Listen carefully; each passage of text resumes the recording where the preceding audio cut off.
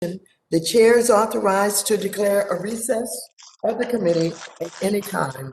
As a reminder, I ask all members to keep themselves muted when they are not being recognized. The staff have been instructed not to mute members except where a member is not being recognized and there is inadvertent background noise. Members are also reminded that they may only participate in one remote proceeding at a time. If you are participating today, please keep your camera on.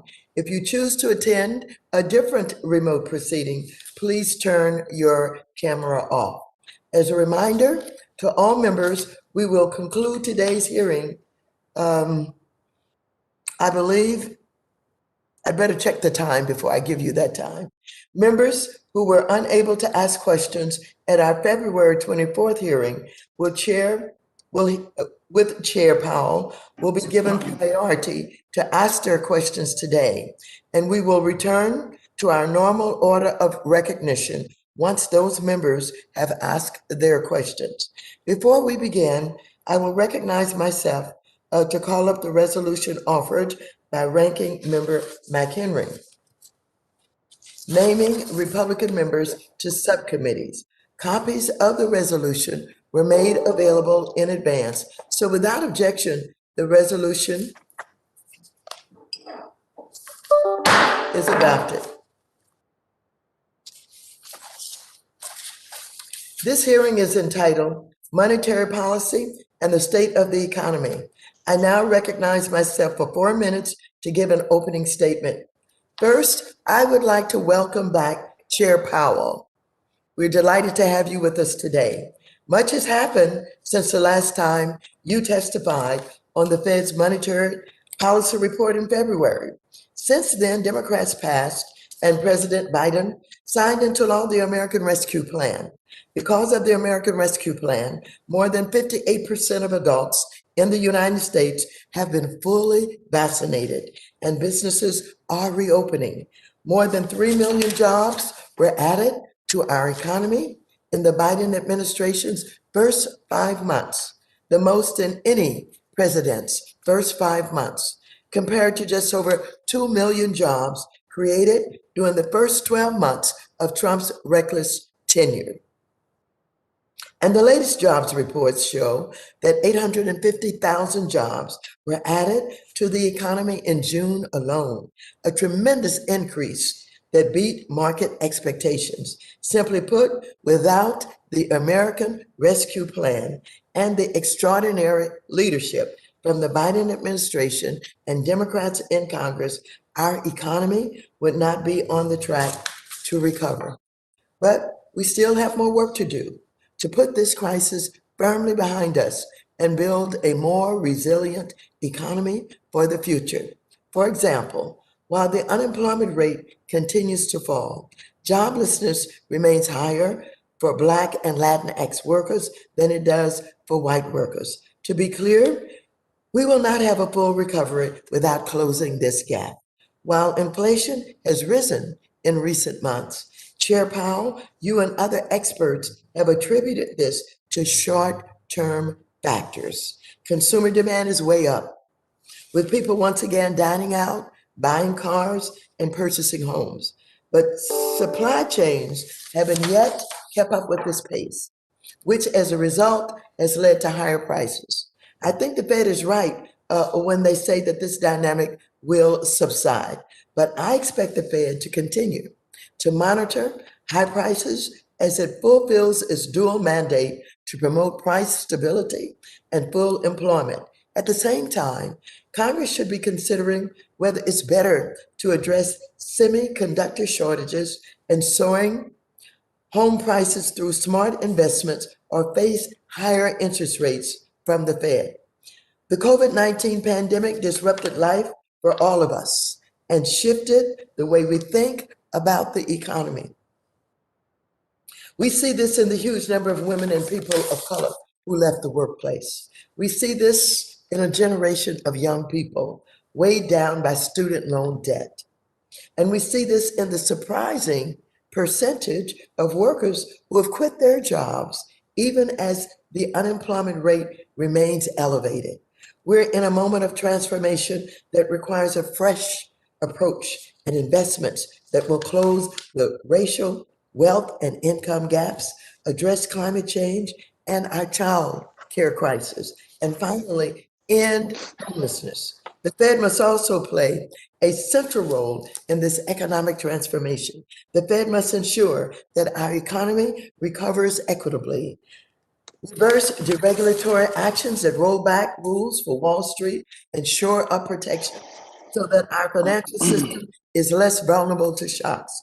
Whether by partnering with the Treasury to implement a framework focused on climate change and financial stability, exploring a central bank digital currency, and implementing faster payments, or strengthening its outdated approach to bank mergers, the Fed must fulfill its role in ensuring a strong and inclusive recovery.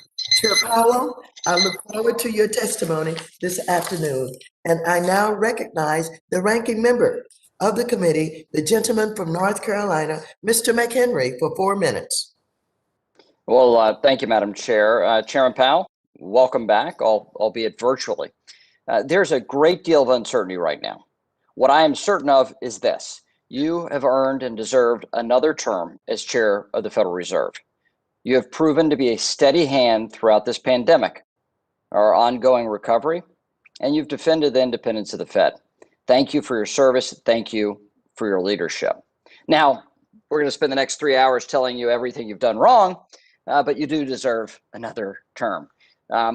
In all seriousness, though, the Federal Reserve needs to be laser focused on our economic recovery.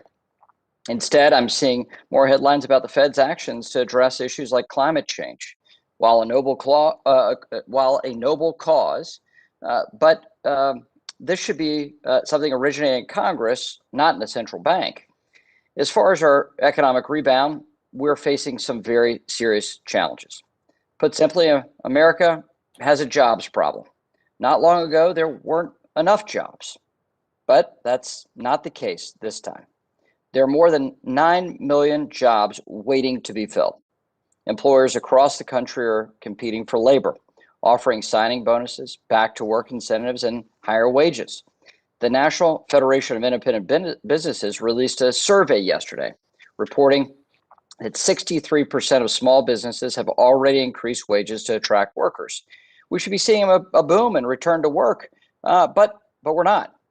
Throughout the spring, job numbers continue to fall short of expectations. Yes, the June report showed 850,000 jobs were added, but this misses the larger picture.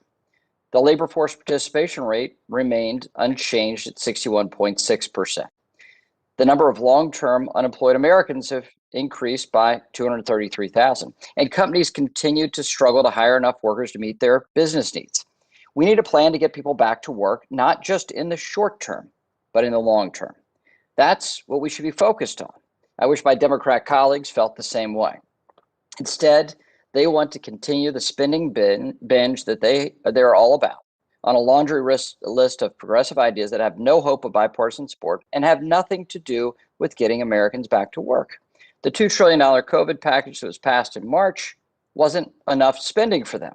So now we're hearing that Senate Democrats want as much as $3.5 trillion in new spending and increased taxes on businesses of all sizes. And on top of that, another trillion for hard infrastructure. None of this is sustainable. This spend first and ask questions later approach to fixing our economy will not work. Our economy simply cannot handle this level of spending. Long term, it will lead to sluggish growth, persistent unemployment, and a declining standard of living. Simply put, the Democrats are addicted to spending.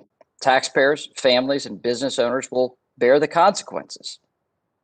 We should instead focus on creating the kind of real economic growth that is proven to be enduring and stable.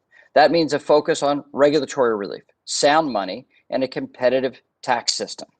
This will deliver the kind of broad prosperity that defines our uniquely American system of free enterprise. To have a recovery that works for all Americans, we need to get Americans back to work. Madam Chair, thank you for holding this hearing. I would like to welcome our newest Republican member of the committee, a gentleman who is not new to Congress, but is a returning member of Congress and has been on leave when he left the House Banking Committee. He's been on leave with the Rules Committee, and under our rules, he's gets to come back to his home base that he left years ago. And so we're grateful to have Pete Sessions back with us on this committee and in this room, and look forward to his service. Like we have so many great Texans on this committee, we're glad to have him on the committee as well. And with that, Madam Chair, I yield back. Thank you very much, and welcome back, Pete Sessions. We're glad to have you back. At this time, I will recognize the gentleman from Connecticut, Mr. Himes, for 1 minute. Thank you, Madam Chairwoman, and Chair Powell. Welcome once again before the committee. We are going to be hanging on your every word today with all that's going on out there. Mr. Chairman, 3 weeks ago, I had the privilege of being appointed by the Speaker to chair the Select Committee on Economic Disparity and Fairness and Growth. I have reason to believe that the ranking member may also come from this committee, and membership will come from this committee as well. Mr. Chair, I was enormously gratified to see a statement you made in May to the National Community Reinvestment Coalition when you said, and I quote you here, "The Fed is focused on these long-standing disparities because they weigh on the productive capacity of our economy. We will only reach our full potential when everyone can contribute to and share in the benefits of our prosperity." Mr. Chair, as you know, we see economic disparities in this country that we've never seen before. And you made the case that apart from the moral issue, there is a profound economic reason to address those disparities in as much as it is damaging our productive capacity. The committee looks forward to working with you on this issue in a bipartisan way, and I really thank you for highlighting that. And we'll ask you to continue to reflect on what the Fed can do to address those sorts of disparities. And with that, I look forward to your testimony and yield back. Thank you very much. I now recognize the gentleman from Kentucky, Mr. Barr, for 1 minute. Thank you, Madam Chair, and Chairman Powell. Welcome back to the committee. I join the ranking member's view that you have earned another term. The CPI data released yesterday, though, does paint a grim picture. Inflation is accelerating at the fastest pace in 13 years. The 5.4% year-over-year increase is the highest since August 2008. Core CPI surged to 4.5%, the sharpest increase in almost 30 years, and 47% of small businesses raised average selling prices in June, the highest share since 1981. Let's be clear, inflation is a tax hike on everyday consumers and small businesses. While accommodative monetary policy, supply chain bottlenecks, and increased consumer demand associated with reopening the economy are contributing to the rise in prices, reckless government spending and the prolonged policy to pay people not to work are exacerbating the problem. The Biden administration's desire to tax and spend compromises any hope we have that this inflation is transitory and paints us into a corner of lasting inflation that will decrease the purchasing power of American consumers and small businesses. I look forward to today's testimony about the real and immediate risk of higher inflation. I yield back. Thank you very much. I would like to take this moment to welcome our distinguished witness for today, the Honorable Jerome Powell, the Chair of the Board of Governors of the Federal Reserve System. Without objection, your written statement will be made part of the record. You will have 5 minutes to summarize your testimony. You should be able to see a timer on your screen that will indicate how much time you have left, and a chime will go off at the end of your time. I would ask you to be mindful of the timer and quickly wrap up your testimony if you hear the chime. Chair Powell, you are now recognized for 5 minutes to present your oral testimony. Thank you, Chairwoman Waters, Ranking Member McHenry, and other members of the committee. I'm pleased to present the Federal Reserve Semi-Annual Monetary Policy Report. At the Fed, we're strongly committed to achieving the monetary policy goals that Congress has given us: maximum employment and price stability. We pursue these goals based solely on data and objective analysis, and we are committed to doing so in a clear and transparent manner. Today, I will review the current economic situation before turning to monetary policy. Over the first half of 2021, ongoing vaccinations have led to a reopening of the economy and strong economic growth, supported by accommodative monetary and fiscal policy. Real gross domestic product this year appears to be on track to post its fastest increase in decades. Household spending is rising at an especially rapid pace, boosted by strong fiscal support, accommodative financial conditions, and the reopening of the economy. Housing demand remains very strong, and overall business investment is increasing at a solid pace.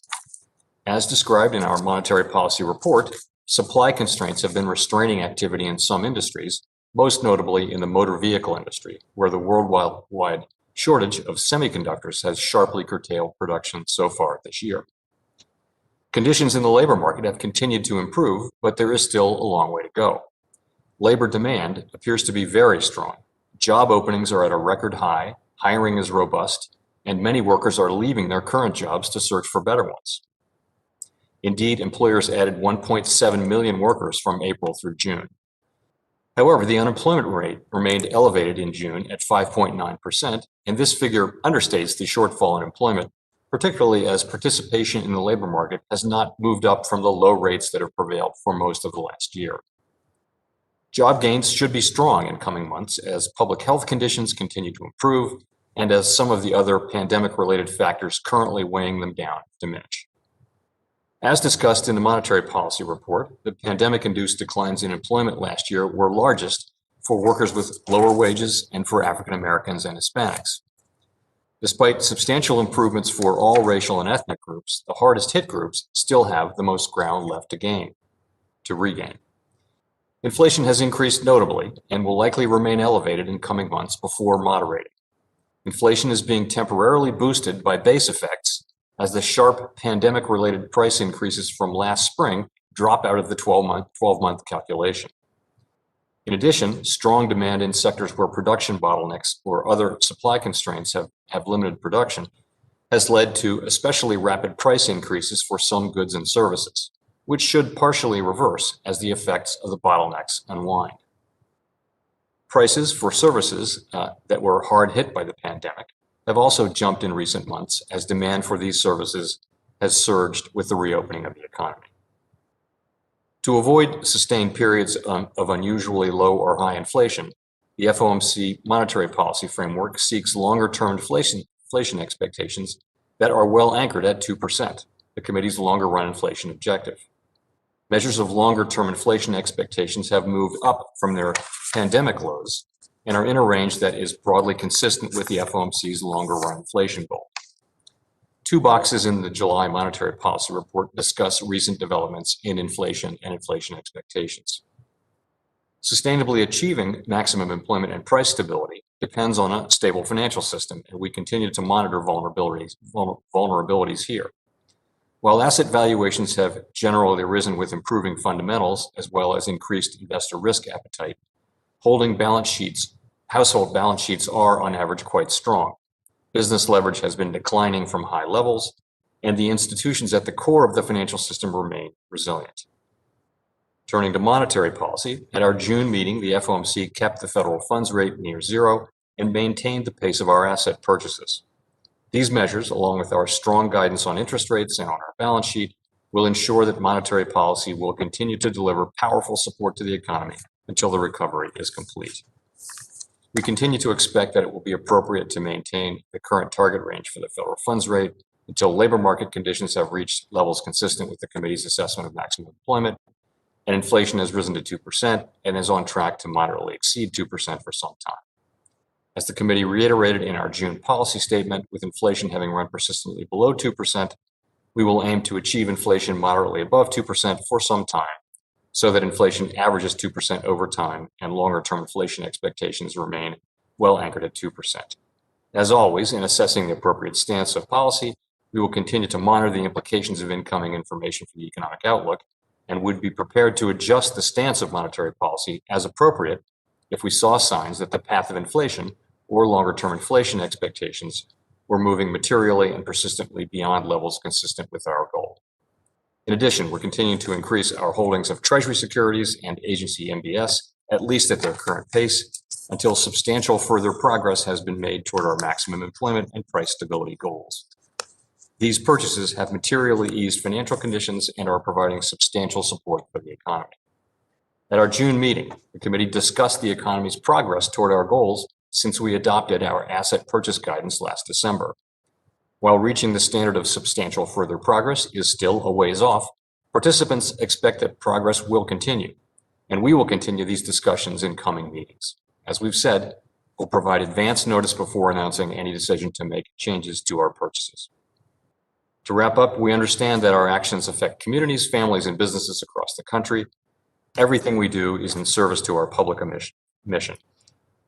The resumption of our Fed Listens initiative will further strengthen our ongoing efforts to learn from a broad range of groups about how they are recovering from the economic hardships brought on by the pandemic. We at the Federal Reserve will do everything we can to support the recovery and foster progress toward our goals of maximum employment and stable prices. Thank you. I will look forward to our discussion. Thank you very much, Chairman Powell. And I'd like to clarify that the end time for this hearing is 3 o'clock Pacific time and 12 p.m. Eastern time. So thank you very much. And at this time, I would now like to recognize myself for 5 minutes for questions. Chair Powell, I want to understand some of the data behind the recent inflation figures, specifically as it relates to housing and home prices. According to the Monetary Policy Report we are discussing today, quote, new construction, home sales, and residential improvements have all been well above pre-pandemic levels, and demand has outpaced supply as construction has been limited by material shortages and sales have been constrained by low inventories, unquote. So demand for housing clearly outweighs the supply of housing. Chair Powell, you said that this is a problem for first-time home buyers for sure. Can you elaborate on what you meant by that?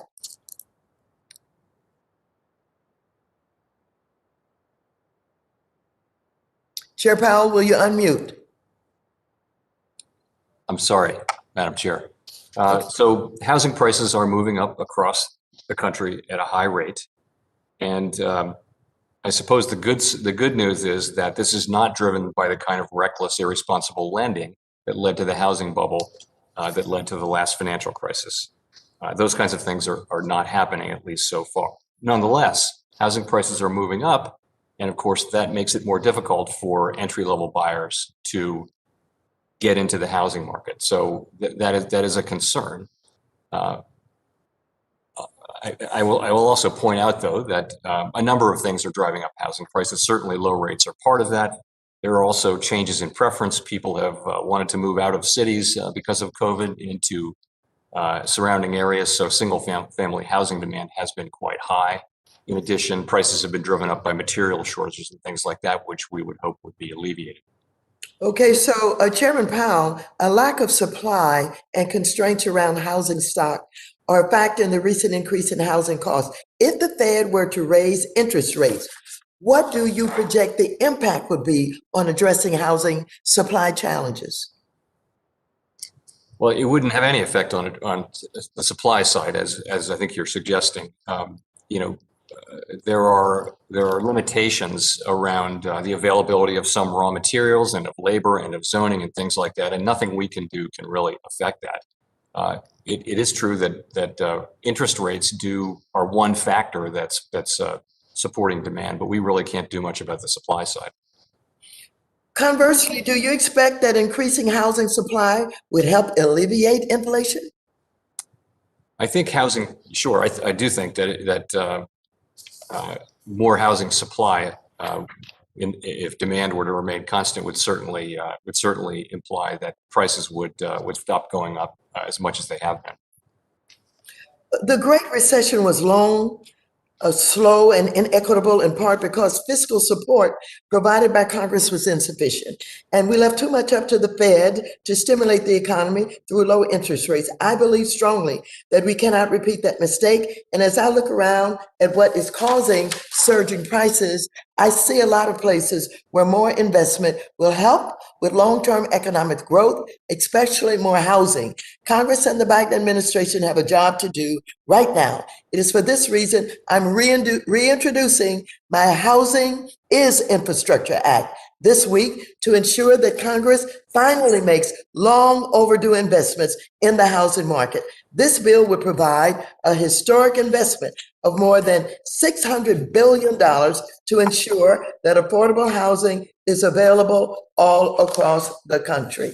And so, as you know, I'm focused very much on housing, and I understand that there's a great need for affordable housing. As you know, homelessness is just increasing all over this country, and some cities have given up on even trying to control the camps that are popping up on sidewalks and under bridges. And so how important do you think housing is, investment in housing is to this economy? Well, the housing industry is a big one, and the problem of affordable housing is a big one too, albeit it's one outside of the largely outside of the ambit of the Fed's responsibilities, but certainly a very important issue. And I think as you point out, the rise in homelessness in the face of a very strong recovery is actually evidence of the unevenness of the recovery. So, which is something we try to keep in mind as well. Well, thank you very much. I now call on the ranking member for 5 minutes for questions. Chair Powell. Mr. McHenry. Chair Powell, thank you for being back. We have a lot of debate about monetary policy, but fiscal policy is also an important discussion. Chair Powell, when Congress, and I recognize, Chair Powell, you have say over monetary policy, but not fiscal policy. This is the responsibility of Congress. But Chair Powell, when Congress enacts new spending, does the Fed incorporate that new spending into its economic projections? Yes, we do. Of course, we don't, as you know, we don't comment on or try in any way to play a role in fiscal policy, in particular fiscal policies. But yes, we take it as an external factor that we would factor into our models and into our assessment of the economy. Okay, so that spending impacts the course of Fed's decision making, and the Fed will follow, in essence, right? You have no say over it, but you will incorporate that into your decision making. Will adding another $4.5 trillion in new spending impact the Fed's decision making? So I should be clear, it's one of many factors that we consider. And, so our focus is on maximum employment and price stability. So we would tend to look, one thing would be, you would want to know how much of it's paid for and that kind of thing, but sort of the net deficit spending would enter into anybody's projections really of the economy and ultimately into projections of the labor market and of inflation over time. It's hard to say exactly how without knowing a lot of the details, because it also depends, it matters what money is spent on and over what period of time and that sort of thing. Sure. So the spend rate matters, but fiscal policy, both tax and spend policy, impacts the Fed's decision making. So for those in Congress that are saying that irresponsible spending won't impact the Fed's decision making and won't impact our economy long term, it certainly is not in keeping with how these decisions are made. So I want to switch subjects a little bit. Chair Powell, as you know, there's been a great interest in central bank digital currencies. Many countries, like China in particular, are focused on establishing a CBDC. You indicated this earlier this year, the Fed would study and issue a white paper on the subject. What is the status of that report? We expect to publish a report around, could be early September or plus or minus, right in that time frame. And the status of it is we're working hard on it right now. But let me tell you what it is really. We're going to address digital payments broadly. So that means stable coins, it means crypto assets, it means a CBDC. That whole group of issues and payment mechanisms, which we think are really at a critical point in terms of the appropriate regulation, and in the case of a CBDC, a central bank digital currency, laying out really questions for the public to respond to about what good it can do, what the costs and benefits of it would be. We want to begin really a major public consultation across many different groups, including Congress, of course, on a CBDC and also on stable coins and crypto. But so there are certainly advantages to a central bank digital currency or a faster payment system. But there are certainly risks. That's the case, right? This is not a riskless proposition. It's a pretty bold proposition for the Federal Reserve, is it not? Yes, and we'll lay out the possible potential benefits. We'll put those out on paper, and also, the potential risks that are undertaken. And I think those have been written up in many forums around the world, and I think both are real. And it really depends. A lot depends on the U.S. institutional context and on why we would need a central bank digital currency and how you weigh those costs and benefits. So that's really the nature of the exercise. And so stable coins certainly have some advantages in terms of a faster payment system and have some of the attributes of CBDC. But there are some risks with stable coins right now. Are there not? Are there concerns you have about stable coins? Yeah, I think the issue, stable coins are a lot like money market funds or bank deposits or a narrow bank, depending on the terms of them, that kind of thing, but without the regulation. And I think we have a tradition in this country where the public's money is held in what is supposed to be a very safe asset. We have a pretty strong regulatory framework around bank deposits, for example, or money market funds. That doesn't exist really for stable coins. And if they're going to be a significant part of the payments universe, which we don't think crypto assets will be, but stable coins might be, then we need an appropriate regulatory framework, which frankly we don't have. Thank you. Thank you very much. Clarification. This hearing will end 3 p.m. Eastern time, and 12 p.m. Pacific time. Why didn't somebody say something? That's a relief for all of us. I'm relieved, Madam Chair. Okay. Well, yeah, we don't Yes. like interrupting our chairwoman. That's why we knew you would figure it out. Excuse me, the gentlewoman from New York. Thank you, Ms. Maloney, who is also the chair of the House Committee on Oversight and Reform, is now recognized for 5 minutes. Well, thank you for that correction. You're Chair, welcome. Chair Powell, it's very good to see you again. Last month, when you testified before the Select Subcommittee on Coronavirus and the Crisis, you and I discussed the current economic recovery, and I expressed concern, along with other members, about prematurely cutting off this recovery by raising interest rates too soon. I want to touch on a related topic today, and that's the Fed's asset purchases. As you know, the Fed is currently supporting the economy by purchasing $120 billion a month in treasuries and mortgage securities, and the Fed has said that it will continue these purchases until, quote, substantial further progress has been made toward the committee's maximum employment and price stability goals, end quote.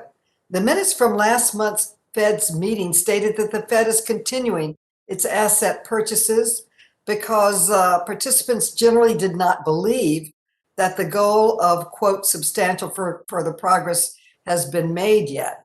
And I agree. I think it's far too early for the Fed to start tapering its asset purchases and pulling back on its support for the economy. So, Chairman Powell, would you please elaborate on what you believe, quote, substantial further progress, end quote, looks like? What do you need to see happen before you will support tapering the Fed's asset purchases? So we'll know.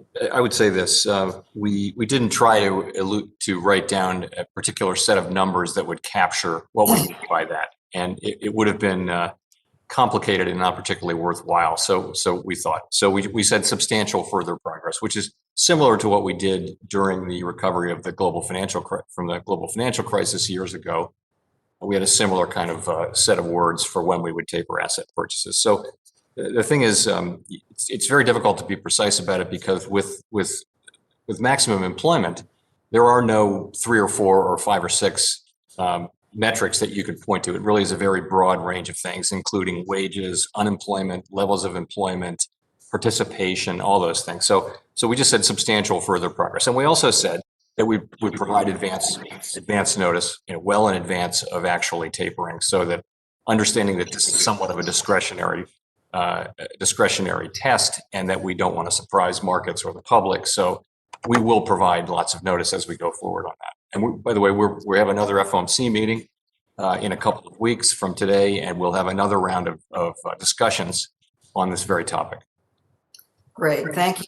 Chair Powell, in May, President Biden took action through an executive order to address the serious threat that the climate crisis poses to our economy. And we are seeing numerous examples of that changing climate and extreme weather events that result from this threat. We saw extreme heat across the Pacific Northwest, which will have cascading effects on the U.S. economy. And part of that executive order was tasking Secretary Yellen with assessing climate-related financial risks through FSOC, of which the Fed is a member. And I know the Fed presented on climate risk during the first FSOC meeting of this year. Can you provide us with an update on the Fed's current work with FSOC on this topic and the Fed's broader work to address climate change in our financial system, particularly at these risks, how these risks can impact our broader economy through supply chain disruptions or disruptions to massive industries such as agriculture? Sure, I'd be glad to. So the Fed's work on climate change really exists as part of our pre-existing mandates for supervising financial institutions and for the overall stability of the financial system. So as far as individual financial institutions are concerned, as supervisors, we want them to be aware of and capable of managing and understanding all of the risks that they run, including the risks to their business activities and business model from climate change. So we're in the beginning stages of working up a program that will engage with the financial institutions and make sure that that happens. On financial system more broadly, we have an overlapping effort that looks carefully at the broader financial system and asks how will climate change affect financial markets and other financial institutions that are not banks, for example, insurance companies and many others like that, asset managers. And so those are really two efforts that we're working on, and that's what we reported on to the FSOC. Time has expired. Thank you very much. I yield back. Thank you.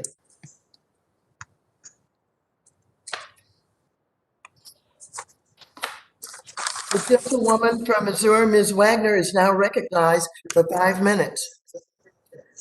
I thank you, Madam Chairwoman, and Chairman Powell, thank you for being here with us again today. You and I have discussed at length my very grave concerns with higher inflation and the increased costs that consumers and businesses are experiencing, today. In February, you appeared before this committee and reiterated that the price spikes are only temporary. And that they will decrease in time and inflation will move towards your goal of 2%. I can tell you that the families and businesses that I represent in Missouri's 2nd Congressional District aren't feeling that these price spikes are very temporary. I am concerned with the most recent Consumer Price Index data showing price increases that are much higher than expectations.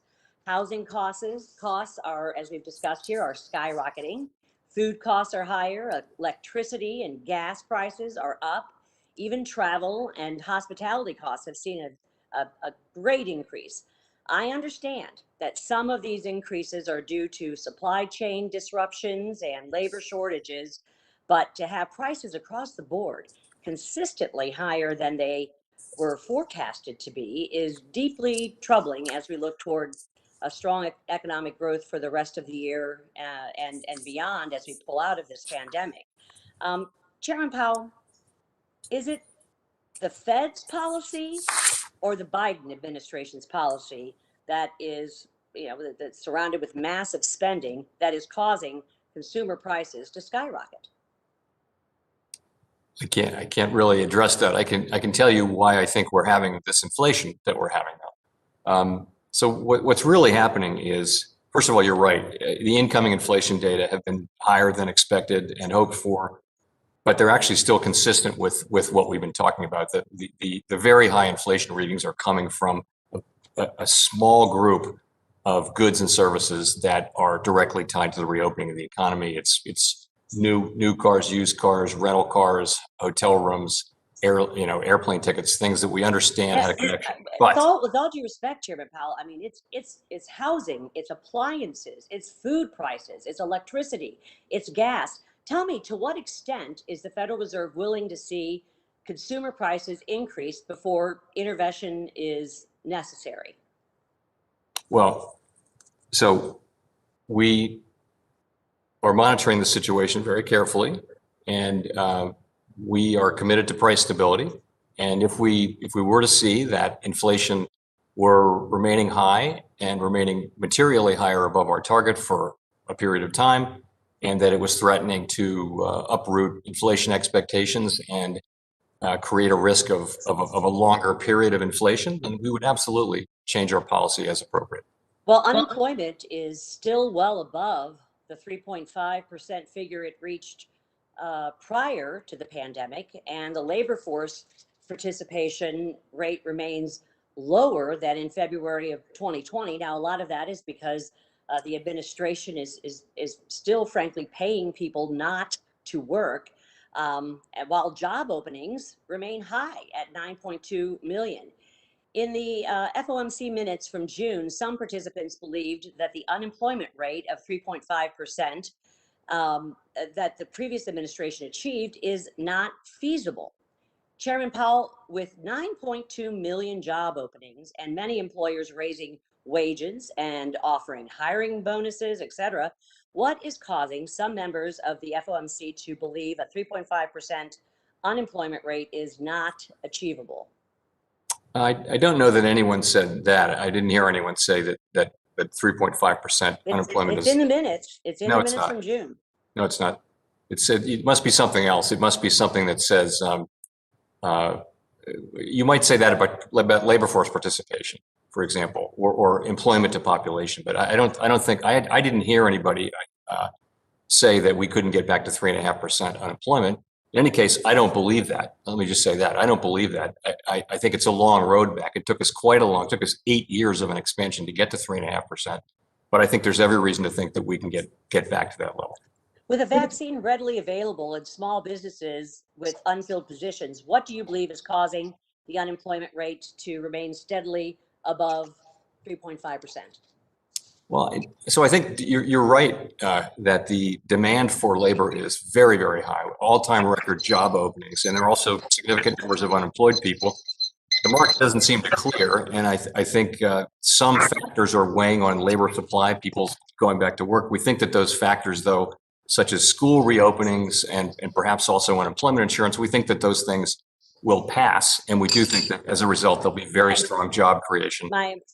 Thank you, Chairman Powell. My time's expired and I yield back. The gentleman from New York, Mr. Meeks, who is also the chair of the House Committee on Foreign Affairs, is now recognized for 5 minutes. Thank you, Madam Speaker, and welcome back, Chairman Powell. As you know, the Biden administration recently issued an executive order promoting competition in the American economy and encouraging the Attorney General, in consultation with the primary federal banking agencies, to update existing guidelines on bank mergers to provide more robust scrutiny on these transactions. And I support this executive order, considering the impact that bank consolidation can have on communities of color. Now, compliance with the Community Reinvestment Act is an important measure that the DOJ and the feds consider during the bank merger review process. And as you know, I've publicly supported the Fed's direction in modernizing CRA regulations so that things like the bank merger review process can adequately reflect the economic needs of today. So can you please explain how the Fed plans to coordinate with the DOJ in light of the bank merger executive order? And will the Fed's CRA reform efforts and the DOJ's bank merger updates happen in silos or in tandem?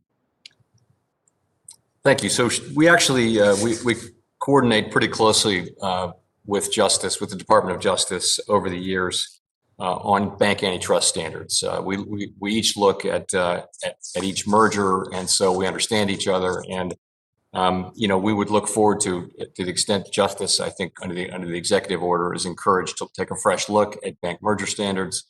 We would, of course, closely coordinate and try to understand what's going on. We haven't made any decision to change our merger standards, but we would certainly monitor that carefully and act appropriately. I can't presume to know what will happen out of this, but it's a process that we'll go through in coordination with justice.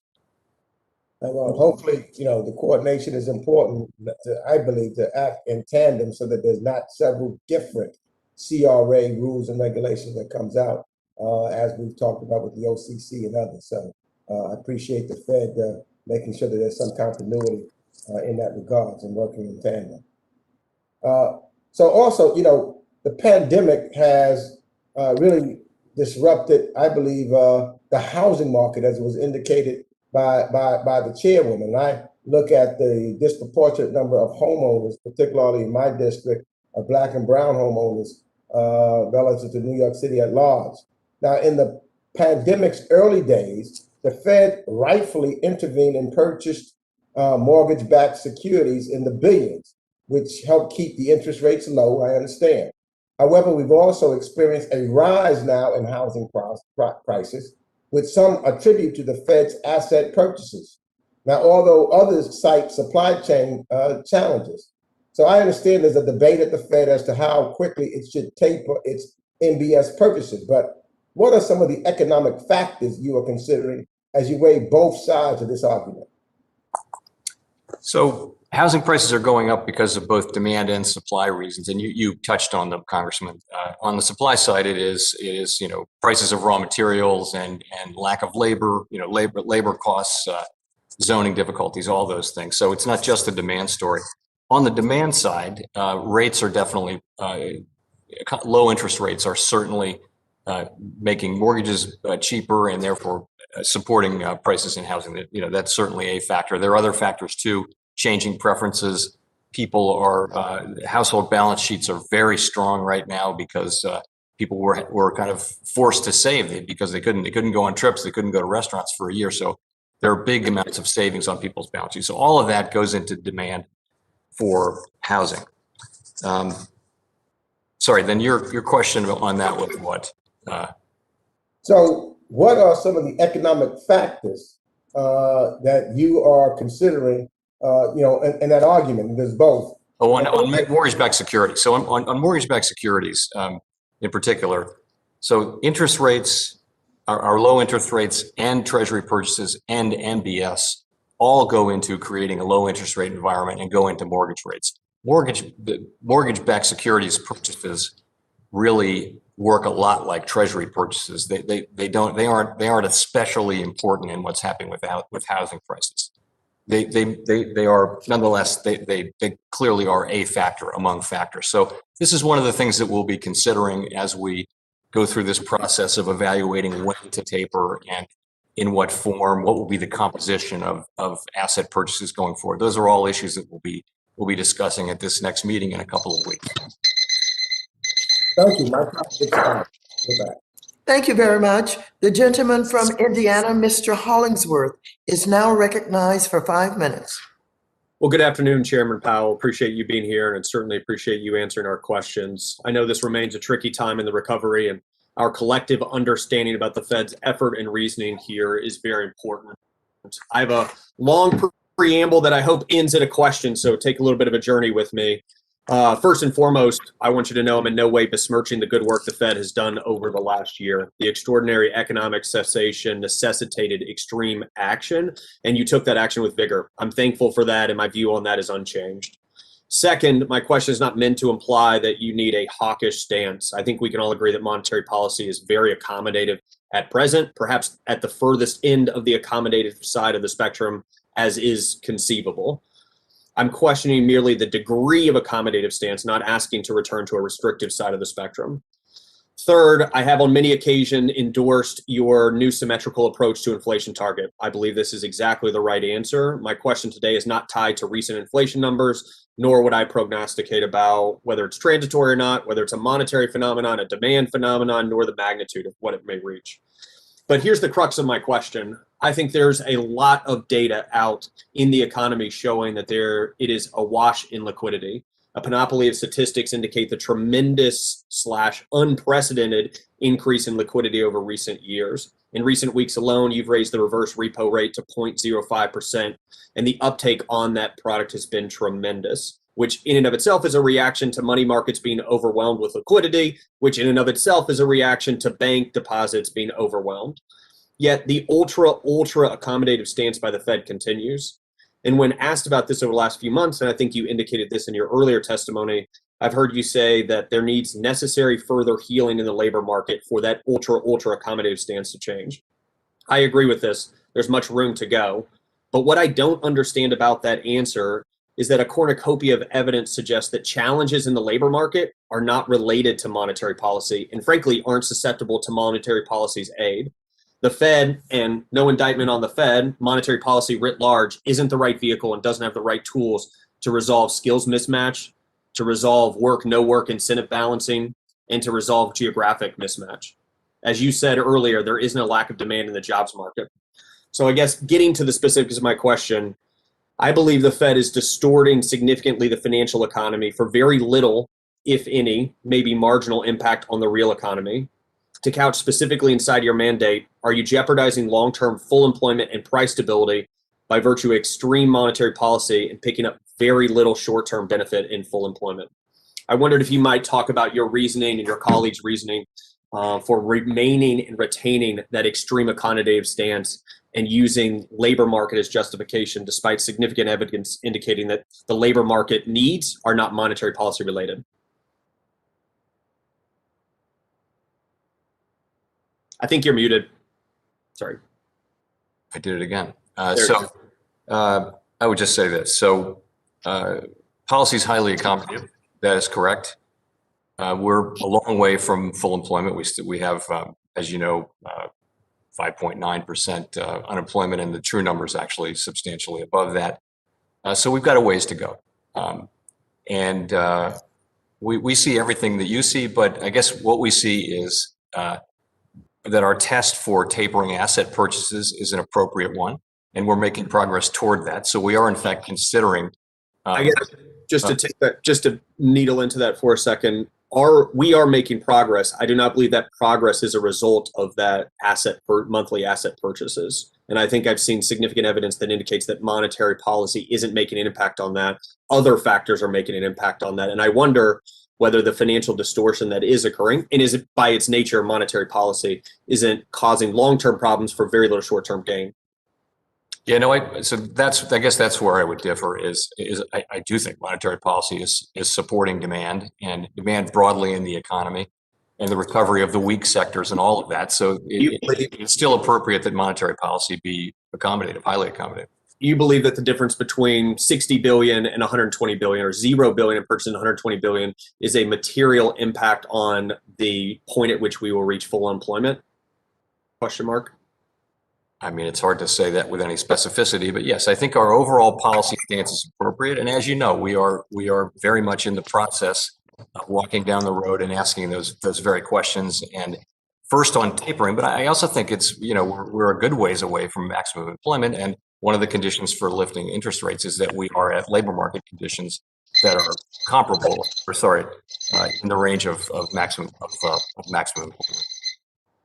Thank you very much. The gentleman's time has expired. The gentleman from Massachusetts, Mr. Lynch, is now recognized for 5 minutes. Mr. Lynch? Can you hear me? Now I can. Okay, thank you, Madam Chair. And Chairman Powell, thank you so much for your willingness to help the committee with its work. So I was very pleased to hear in your opening remarks that the Fed plans an open dialogue with the public and with stakeholders regarding CBDCs as well as cryptocurrency generally. And I think that's much needed. And I'm very proud of the fact that the Boston Fed, under the leadership of Eric Rosengren, has been working with MIT in their cryptocurrency lab on working on this digital dollar for the United States and for the Fed. I am a little bit worried about the pace, though. We see, I think there's 86 separate central banks that are already engaged in this. Do we risk sacrificing the primacy and the reserve currency status by I think some would argue slowness in response to this? And does this dialogue that you envision stretch out the timeline for adopting, say, a digital dollar for the U.S.? Does it delay that considerably? I would agree. No, actually, I think the opposite. I think this is the beginning of I would think accelerating that decision process. We have a lot of work left to do on the technical side and on the policy side, but a critical part of it is just the public consultation. But on reserve currency, the U.S. is the reserve currency. There really isn't a good competitor out there, because all the things you need to be the reserve currency, really, the United States has it. We're not in danger of losing it. Certainly not to China, which doesn't have an open capital account and that kind of thing. It's the kind of status that, as you well know, lasts for many, many years. So I'm not concerned about. I'm really concerned about getting this right. It does carry risks. It does have benefits.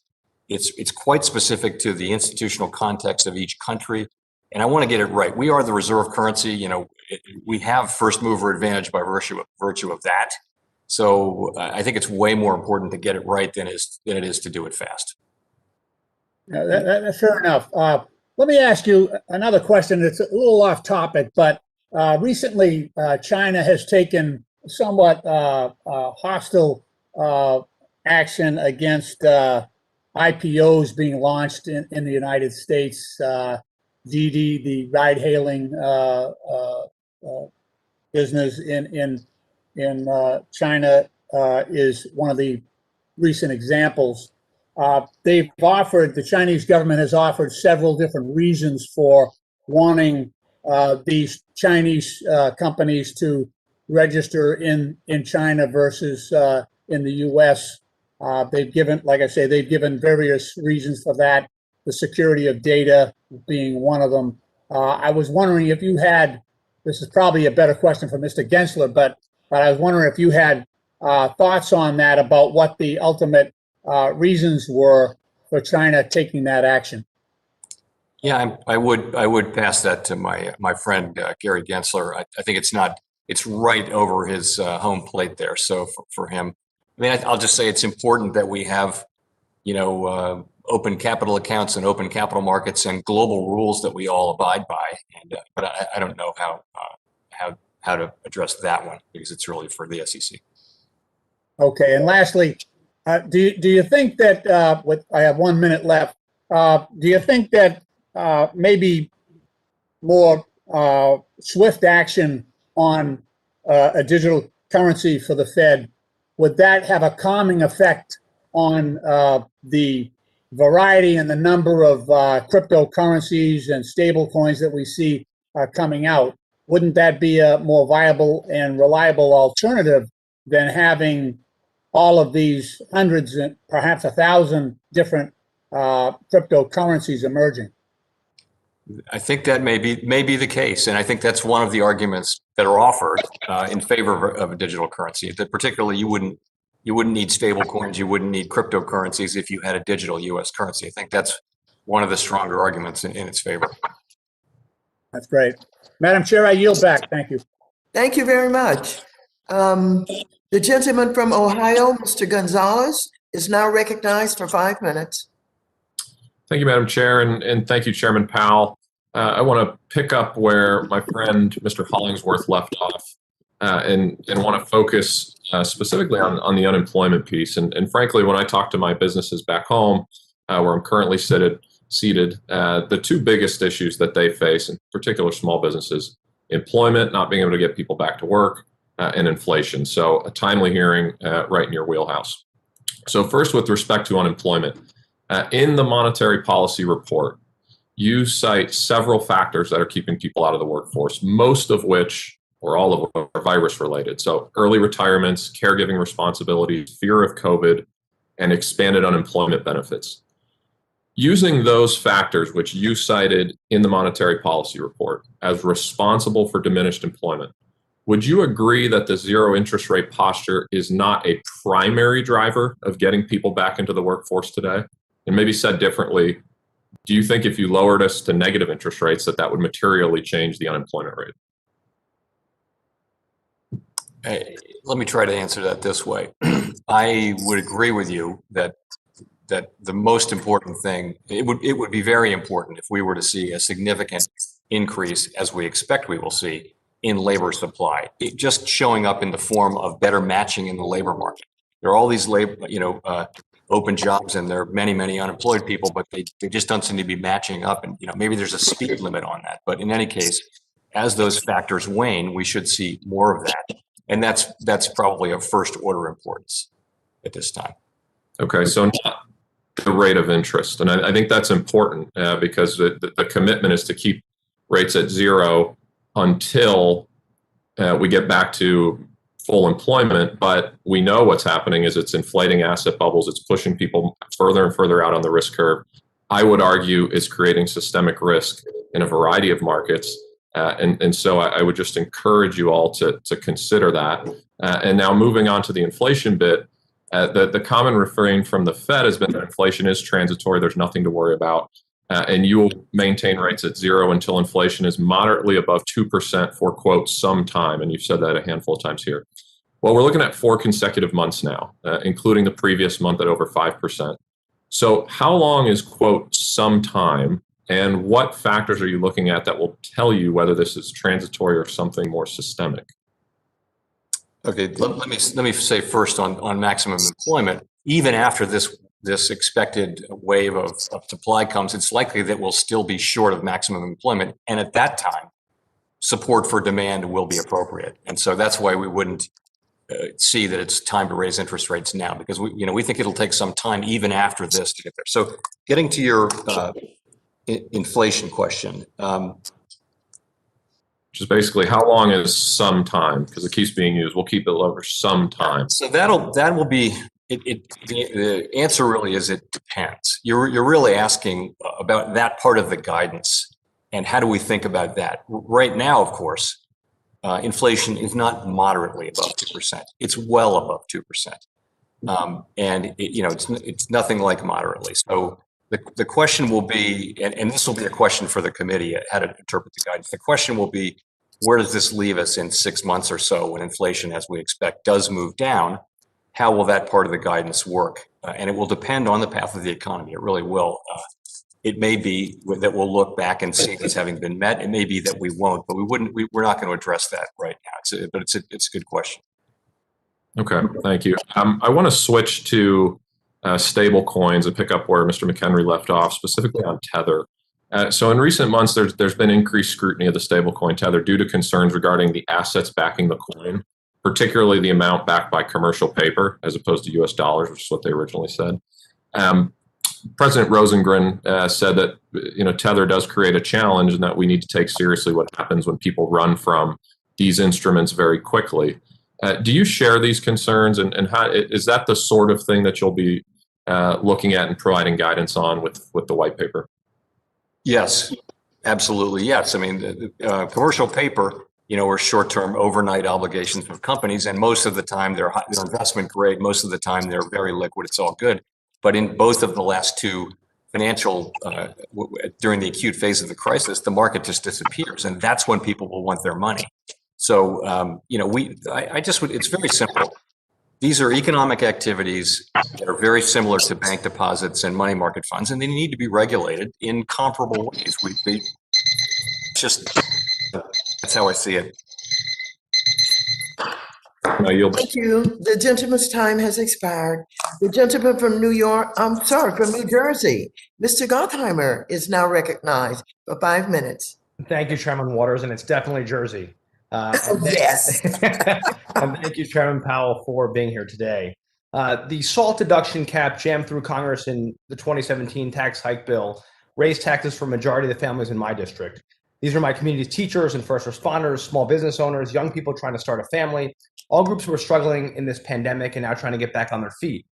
When you were before this committee earlier this year with Treasury Secretary Yellen, the secretary said that the SALT cap led to disparate treatment, quote, and that she would work with me to ensure that the inequities caused by the cap would be remedied.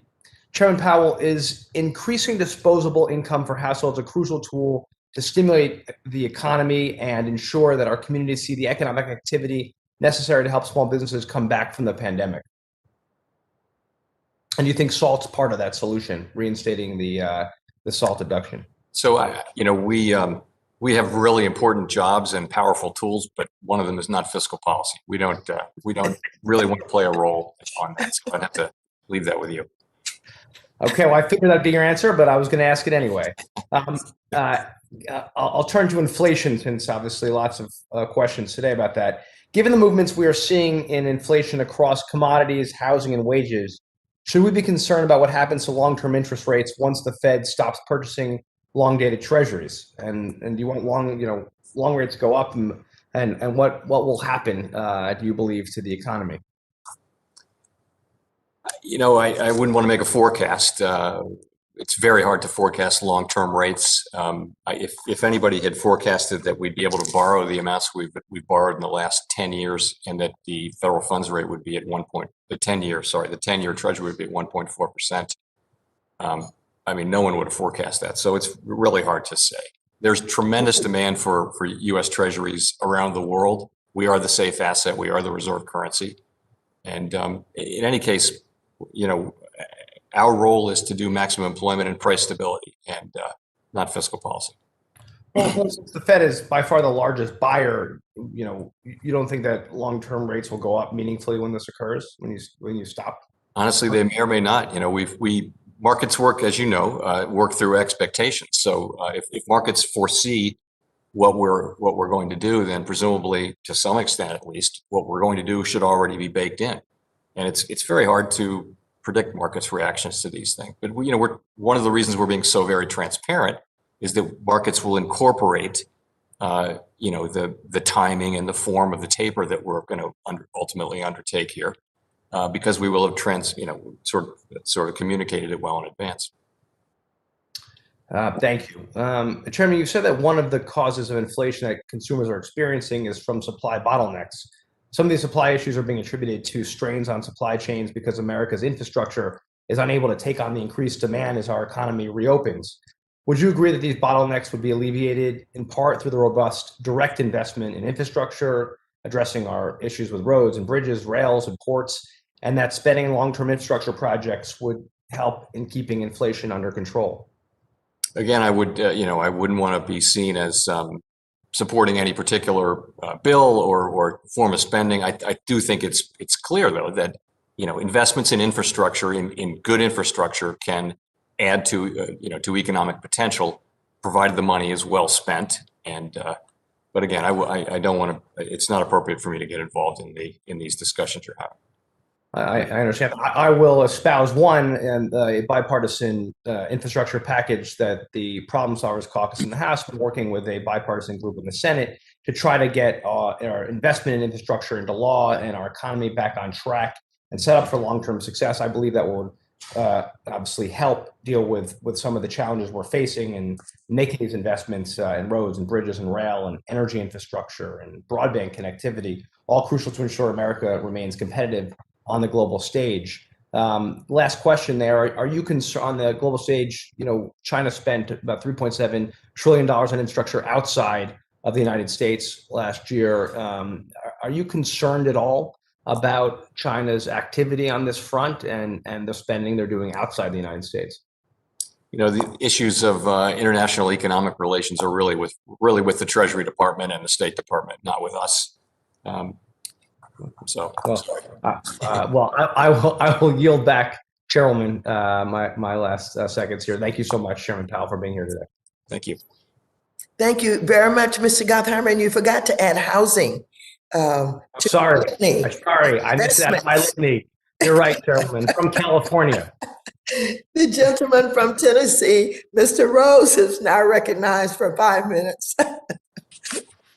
Thank you, Chairwoman Waters and Ranking Member McHenry. And thank you, Chairman Powell, for being here today and for your leadership throughout the pandemic and now during our economic recovery.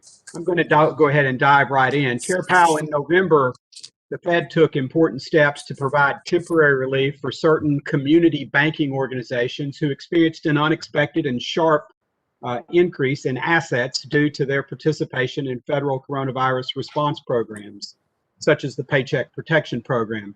That regulatory relief is in effect until December 31st of this year. And since that deadline was put into place, the Biden administration, along with House Democrats, passed a $2 trillion bill that will have an impact that extends past the end of the year. Do you believe that the end of year deadline is sufficient, and would you be open to extending the regulatory flexibility past that date? I don't know, to be perfectly honest. I'd be happy to take a look at that and get back to you.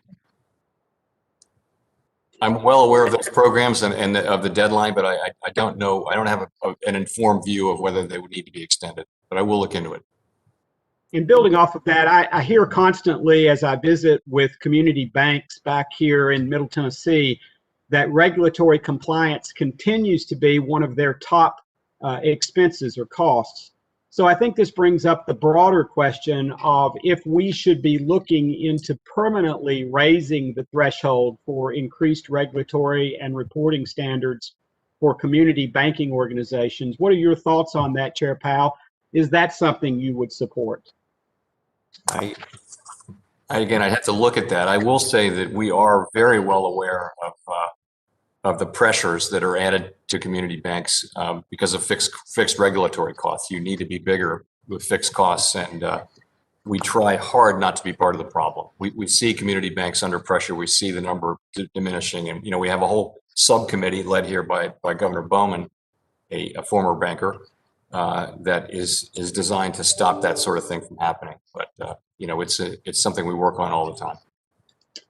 Well, I just would encourage you to do that and look at those thresholds, because what I hear repeatedly, and as a former director of a small national bank, community bank here in my community, it appears that the dramatic increase in assets resulting from the fiscal stimulus and other measures may not be as transitory as we would have had first expected, and yet has increased the balance sheets of these banks dramatically. So I hope you will take a look at that. In June, the unemployment rate was 5.9%, a far cry from the 3.5% pre-pandemic. Labor force participation has not moved up from the low rates that have prevailed for much of the past year. In the monetary policy report you submitted the committee, you write that enhanced unemployment benefits have allowed workers to reduce the intensity of their job search. Chair Powell, do you believe that the most recent stimulus in the American Rescue Act is the reason for prolonged high unemployment rates, and has it in fact slowed down our economic recovery? So there are a bunch of factors. There are 4 or 5. I think Mr. Gonzalez or somebody went through them, and it's very hard to untangle them. But it may be that on unemployment insurance, for example, it may be that enables people to look a little bit longer and try to find a better job, and in the long run, that'll be better for the economy. We're going to find out, though, because the enhanced unemployment insurance will be gone within 60 days. And in many states, it's gone already. So we'll be able to look at the data. And it's too early to say, by the way, we can't really see a difference between states that have and haven't eliminated that. So we're going to be able to see. My own suspicion is it's one of a number of factors, and it interacts with the other factors. And it'll be really hard to get a clear answer on exactly how important that is. How could another $3.5 trillion, as proposed by Senate Budget Chair Sanders, further stifle our economic recovery? That would seem to be a question for you, really. Again, I don't comment on fiscal policy, and I'll really leave that one with you, if I could. Switching gears a little in my remaining time, and I want to talk about the GSIB surcharge. Throughout the pandemic, our largest banks remained strong and stable due to high asset quality and robust capital and liquidity positions. I believe that over the years, the GSIB surcharge has worked as it was intended And if the GSIBs do not maintain sufficient capital cushion to absorb losses, it could undermine our economy. It seems that I'm out of time, but would welcome your response to the record to the questions I'll submit. Thank you. Happy to do I that. yield back, Madam Chair. Thank you very much. The gentlewoman from Pennsylvania, Ms. Dean, is now recognized for 5 minutes. Thank you, Madam Chair. And Chairman Powell, it is always good to be with you and to learn from what you are doing in your role. I too thank you for your steady leadership and stewardship over the course of your tenure, but maybe never so important as over the course of the last 18 months and moving forward. I also thank you for your recognition that this recovery has not been even. While we are enjoying a regrowth in our economy in really robust ways, I appreciate that you recognize it has not been even across all sectors. I wanted to start with to continue the conversation around inflation. And I say this as somebody who wants to be able to translate this to my constituents. I prefer plain English anytime we can. So I really appreciate your testimony around inflation, but if we talk about supply chain and the vulnerabilities that come in as a result during this economic reopening, the supply chain with manufactured goods, driving what is called transitory inflation. You cite in your own testimony the car industry. The biggest example may be the price of used cars up 10% in April alone. And a number of factors, one with particular worldwide shortage of semiconductors slowing down, the rate of new car manufacturing, therefore driving dealers to have fewer cars on the lot, and buyers moving more toward pre-owned. All of these things inflationary.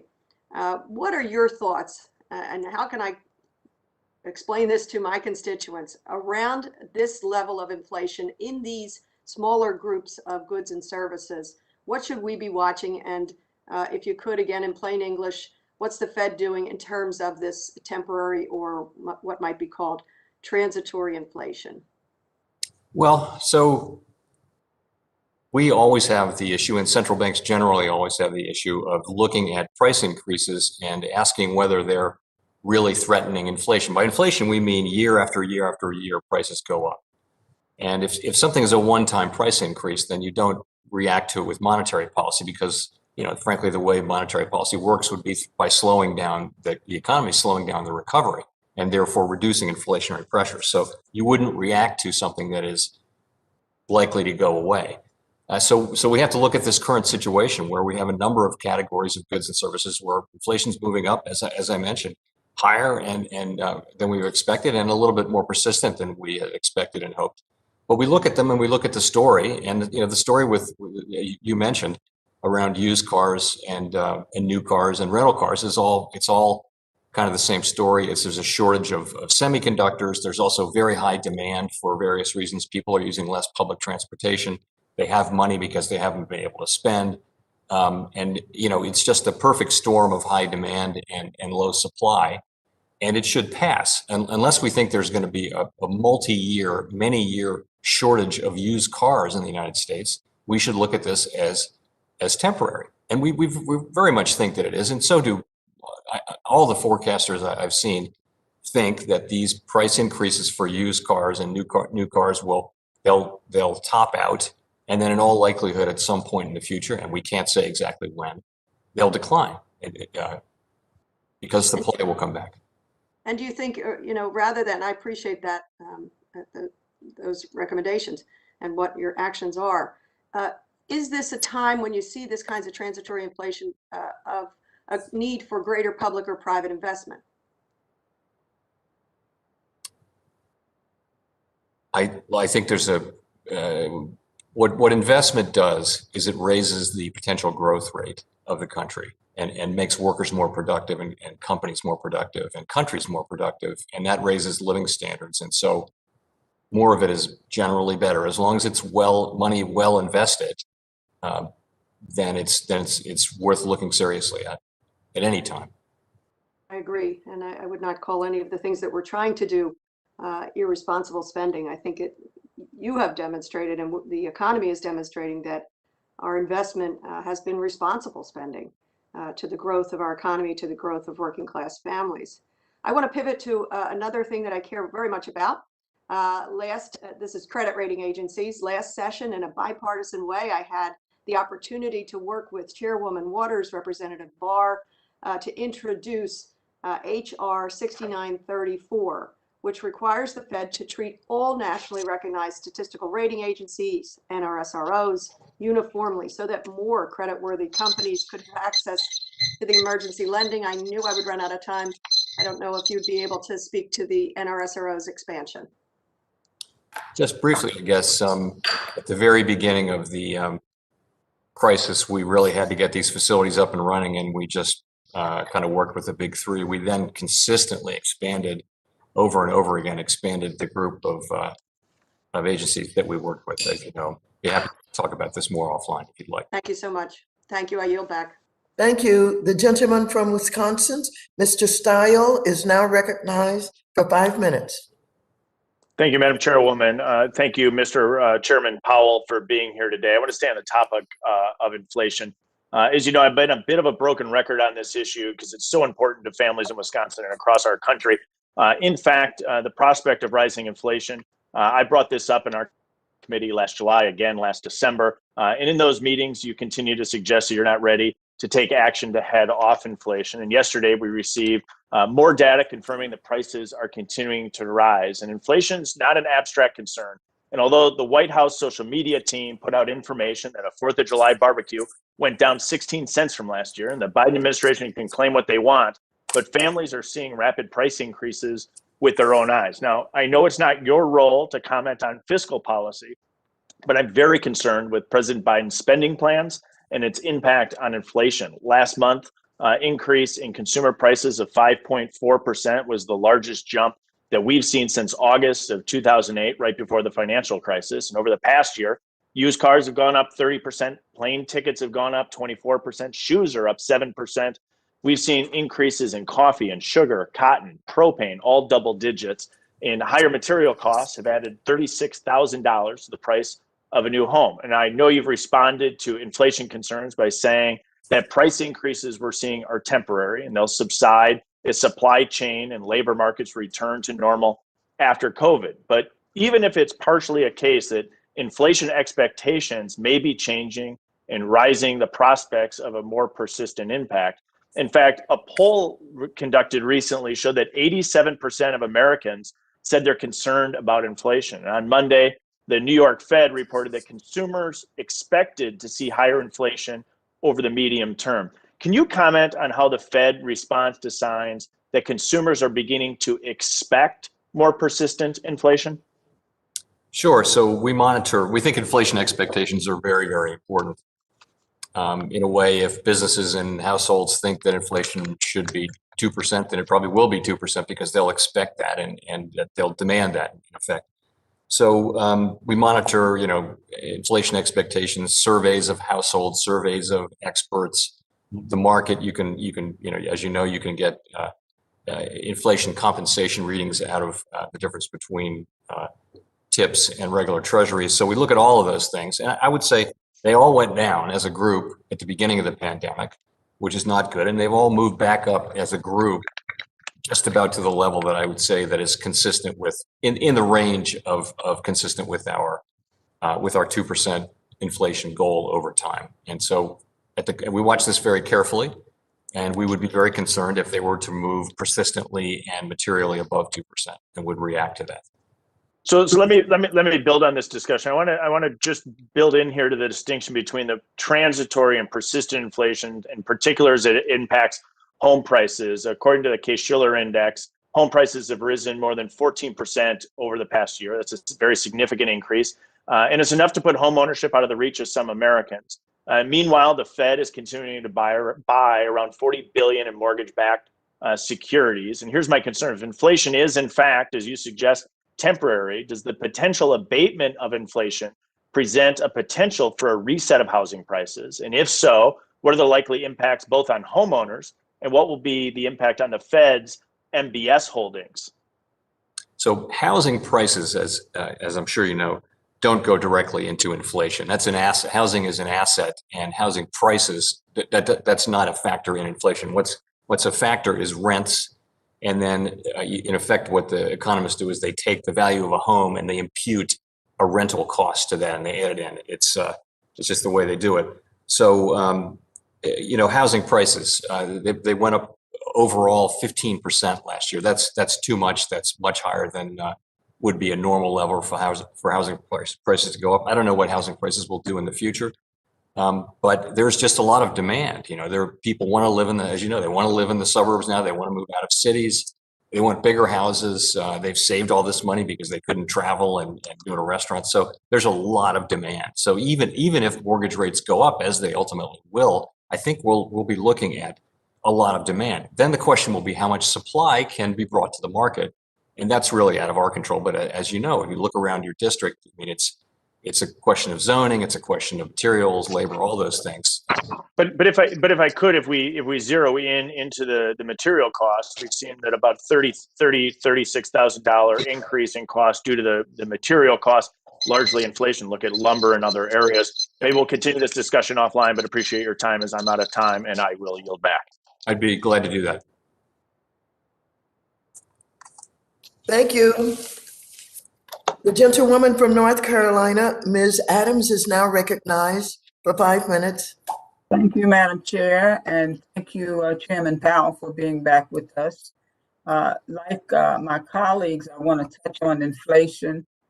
You have described current inflationary pressures as transitory and cited supply bottlenecks and temporary factors like the high price of lumber as the reason why inflation has been high in recent months. And though this may be temporary, these bottlenecks have had real world consequences. For example, my local housing partnership had to pause the construction of an affordable housing site because of a funding gap caused by the spike in lumber prices. And while lumber prices can be tied to the previous administration's actions, I know that many are still concerned about the rise in core prices. So I'm hoping that you can help us put some of these concerns to bed. So would you tell us why you believe that the recent inflation trends are temporary as the economy reopens, and what other factors are playing into the upward pressure on prices? I'd be glad to try. So as you know, all these industries kind of shut down a little more than a year ago on the expectation that we were looking at a really bad, difficult time. And then sooner than expected, the economy's reopened and demand for housing and demand for many other things, cars, you name it, is really high because people saved. They saved money with all of the congressional fiscal support.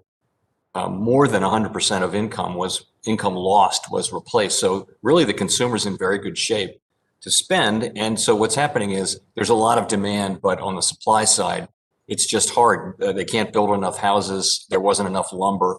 You mentioned lumber prices. Lumber prices went way up, and they've gone way down.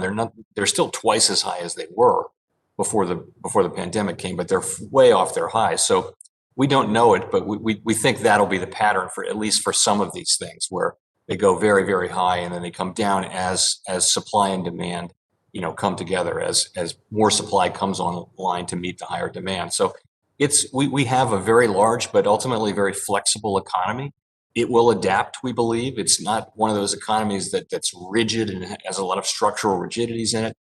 It will adapt and fairly quickly, just as it adapted to the pandemic, much more quickly and better than, frankly, people expected. So I think that'll happen. And when that happens, we should see, I don't say the prices will come back down, but the level of inflation will return to more normal levels. Okay. Even with the unemployment rate still elevated near 6%, the reports of employers are offering higher wages and incentives to attract workers back to work in the workforce. And I've always said that working hard isn't enough if you don't make enough. So, Chairman Powell, what do you attribute the trend of workers receiving incentives to re-enter the workforce to? And does the Feds view these conditions as favorable, even if the reasons for them are not? So we're seeing this particularly in service industries, where there's still lots and lots of job openings, and many people who used to work in service industries relatively low paid jobs, but we're seeing incentives to go back in. I mean, there clearly is a very, very high level of demand for people to come into these jobs. And for whatever reason, people are taking a little bit of time to look maybe for a better job. And knowing that they're going to go back, these are people who were working in 2020 in February. They want to work. These are people who want to work, right? But they may be taking a little bit of extra time in many cases to look for a job that pays better or that they like better, or their preferences for working from home may have changed. They might want to find a job where they can work from home. Who knows? But in any case, we're seeing difficulty in matching jobs and people up. And there really isn't a precedent. We can't look back and see, well, the last time this happened. There is no last time that this happened. So we're kind of finding out as we go. But I really do think, come back in 6 months, there'll be a whole lot of these people back to work. And wages will have moved up a little bit for people at the low end, and that's not a bad thing. Okay, great. Well, thank you so much, and thank you for joining us today. Madam Chair, I yield back. Thank you. Thank you very much. The gentleman from South Carolina, Mr. Timmons, is now recognized for 5 minutes. Thank you, Madam Chair, for holding this hearing, and thank you, Chair Powell, for being with us today and sharing your insight on recent developments in our economy.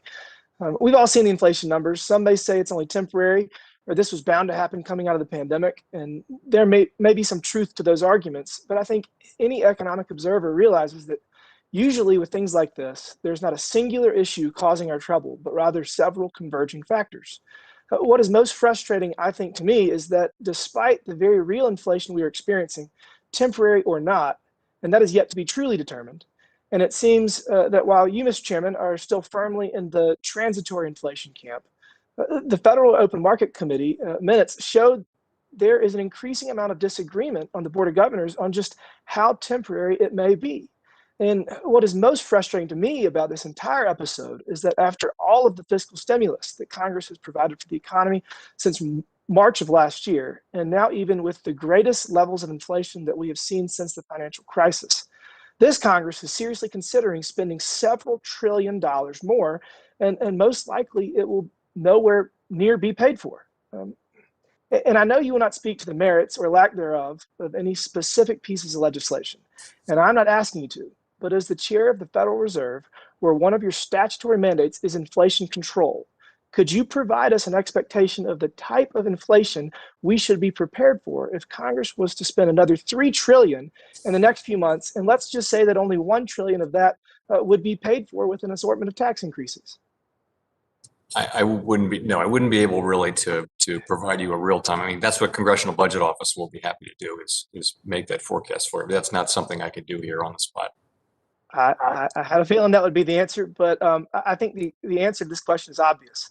High levels of inflation we're seeing would only increase and stick around longer. We would certainly not have transitory inflation if we poured that amount of fiscal gas on the fire. I also think the labor shortage we are seeing is a big piece of this puzzle, as several of my colleagues have already alluded to. Dozens and dozens of businesses in my district cannot get people to return to work and have critical businesses in their supply chain with the same problem. This is creating scarcity, which results in higher inflation. In South Carolina, we are returning to work at a drastically higher rate than the rest of the country. Our unemployment claims are down 93% from the pandemic high last year, leading the country in this regard. A recent survey showed that 1.8 million people have turned down work because of the overly generous unemployment benefits. And that's a large chunk of that 9 million person labor gap we keep mentioning. Could this problem be avoided if Congress simply removed disincentives to return to work, such as the unemployment benefits that in many states are in place through September? Well, I think that's already happened. I mean, those will be expiring right in September. By the end of September, essentially all of those benefits are gone. And in many states, they're already gone, as you know, in South Carolina. So we'll see that. I mean, I think it won't, whatever effect those things are having now, it won't last much longer.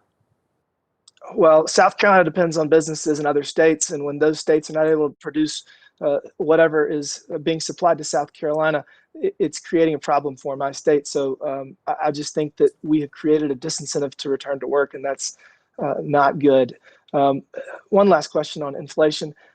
If the Fed were to move to increase interest rates, One result would be the increased debt service cost to the federal government's $30 trillion plus debt. Is that a factor that you would take into consideration when deciding to potentially change the benchmark rate? No, absolutely not. So hundreds of billions of dollars in increased cost to our debt service is not a factor in that? No. I mean, first of all, the market will anticipate that we are raising rates, so it's probably baked into some pretty significant extent. Secondly, we borrow all across the curve, so when we raise short-term rates, it doesn't necessarily have a big effect on the government's borrowing costs very quickly. In any case, we're here to achieve maximum employment, price stability, financial stability, supervise the banks, look after the payment system. We're not in a position of considering of that. And the United States doesn't have to be in a position where that kind of a consideration gets into monetary policy, and it will not. The United States doesn't have to right now. So I guess hopefully we're always in that position. I've got a couple questions on cybersecurity. I will submit those for the record. And thank you for your time with that. Madam Chair, I yield back. Thank you. Thank you very much. The gentleman from Massachusetts, Mr. Auchincloss, is now recognized for 5 minutes. Thank you, Madam Chair, and Chairman Powell for being with us this afternoon. Many of my colleagues have asked some really terrific probing questions about inflation in the short term and the effects on our economy and on getting back to work. I wanted to zoom out a little bit and ask about more long-term effects. One of the trends over the last at least 25 years has been the increasing returns to capital relative to the returns to labor. And there's been a lot of good theories about why that's happening, from undermining workers' organizing power to increased automation and technology. But it's clear that it would require sort of a discontinuous event to break that trend. And this pandemic seems like it could be. We're seeing that businesses that are striving to get people back into the labor force and back to work are offering higher wages, more flexibility, better benefits, really both quantitative and non-quantitative remuneration for employment. Do you think that the COVID-19 pandemic could be a discontinuous event that could actually change the balance between returns to labor versus returns to capital, whether it could give sort of a secular jolt to workers' bargaining power in the long term? I don't know. There are so many things that are possible, and there will be things that cut in different directions. I mean, a lot of what we've seen is just increasing returns to education, and people with relatively low skills in education having stagnant incomes and wages, and people at the high end with lots of education receiving very high levels of compensation. And a lot of that is just productivity is amplified by technology and knowledge and the ability to use it, and by globalization too.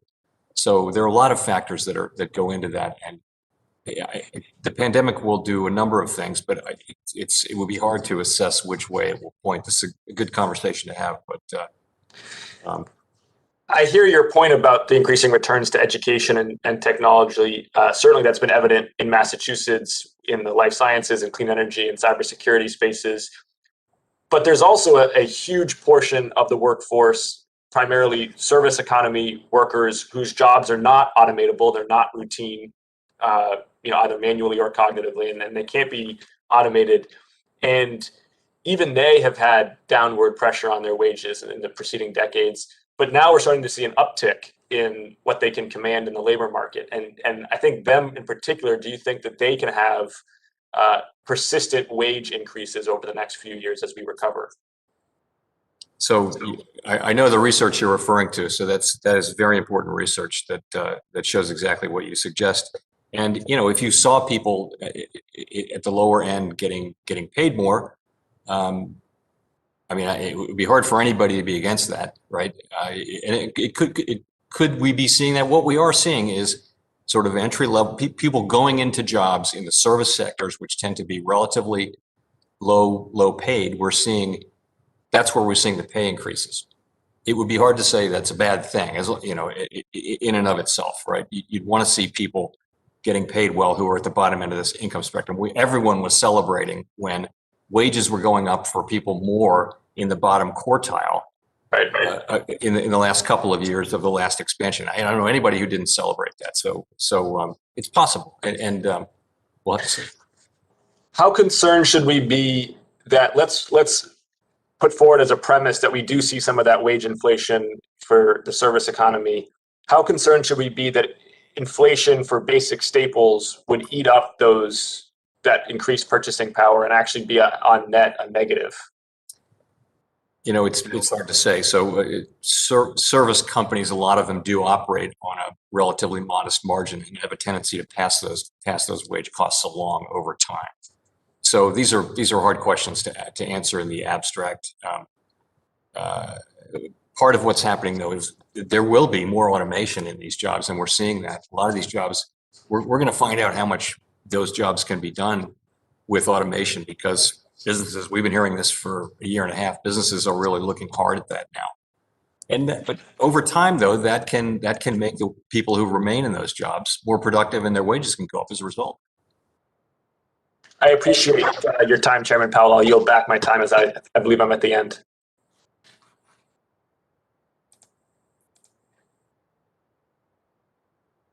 Thank you very much. The gentleman from Oklahoma, Mr. Lucas, is now recognized for 5 minutes. Thank you, Chairwoman, and I appreciate that. Chairman Powell, it's been my observation that we are all the product of our experiences, and that things that happen to us in our younger lives tend to scar us forever. My grandparents were young men and women in the Great Depression of the 1930s, the Dust Bowl in western Oklahoma and the Southwest, scarred them for life. My grandparents, to the day they died, were afraid the Great Depression was coming back. My parents were young men and women in the 1950s in a horrendous drought in the southwestern United States. The day he died, my father was convinced that this rain was the last rain. It'd never rain again. I was a beginning farmer and a college student in the 78-82 period when we went through the last, what I would describe almost as superinflation spike coming out of the Carter years, and when your predecessors decided to strangle inflation out of the system. It was really hard on me and a lot of people across this great country. So like my parents and grandparents, as I see this 5.4% year over year number in the June consumer price indexes, I'm nervous about this. When I borrowed cow feed money in 1981 at 21%, that made an impression on me. So I guess my question to you is, I'm nervous. How much longer can we sustain numbers like this before you become nervous?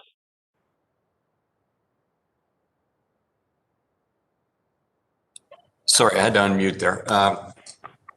Well, as I've said before, we do expect that we'll be able to see whether the narrative we're feeling it turns out to be right. And I would say we'd be able to see that. It won't take forever for us to be able to see that. And if we do see that inflation expectations are moving up, or inflation is on a path to remain well above our goals and risk of setting us off on a period of high inflation, then we'll use our tools to guide inflation back down to 2%. So in the end, it's not going to be, in the end, it will be transitory. And people need to have faith in the central bank that we will do that, but we won't do it just because, honestly, it would be a mistake to do it at a time when we really do believe, and virtually all forecasters do believe, that these things will come down of their own accord as the economy reopens. It would be a mistake to act prematurely. So we really have to weigh the risks of the two things. And at a certain point, the risks may flip. But right now, the risks to me are clear.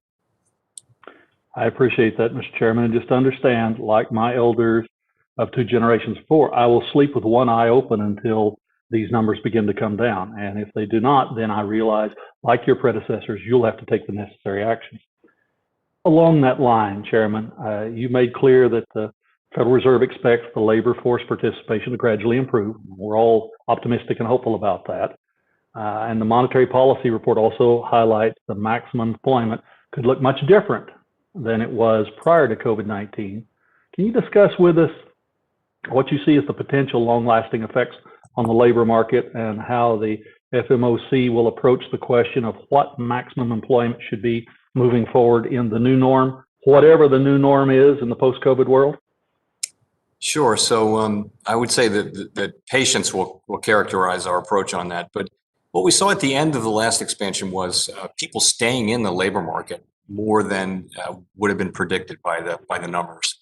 And so labor force participation kept moving up, and we didn't to numbers that people didn't think we'd see again, and well above 63%, and sustained there for a couple of years, which that was an upside surprise. What we've seen since the pandemic is a wave of retirements. So, and we won't really know the implications of that for some years, but it could just be that was a catch up for the people who stayed in the labor market. So I guess the point is we can't really know what labor force participation is going to be and what the trend will be and what the right number is going to be. Ultimately, though, you'll be able to tell with wages. You know, the real feature of our one of the features of our new framework is that, you know, we think if we don't see upward pressure on inflation and on wages, then we're not going to say that the labor market is tight, even if unemployment's really low and participation's high. We won't see that. But if we do, then that'll tell us that maybe it is, and we'll have to see where those numbers are. I think there's a as I mentioned earlier, there's a degree of humility that forecasters need to have. We have much to be humble about, and so this is another area where that's appropriate. Thank you, Chairman, and thank you, Chairwoman, and I yield back.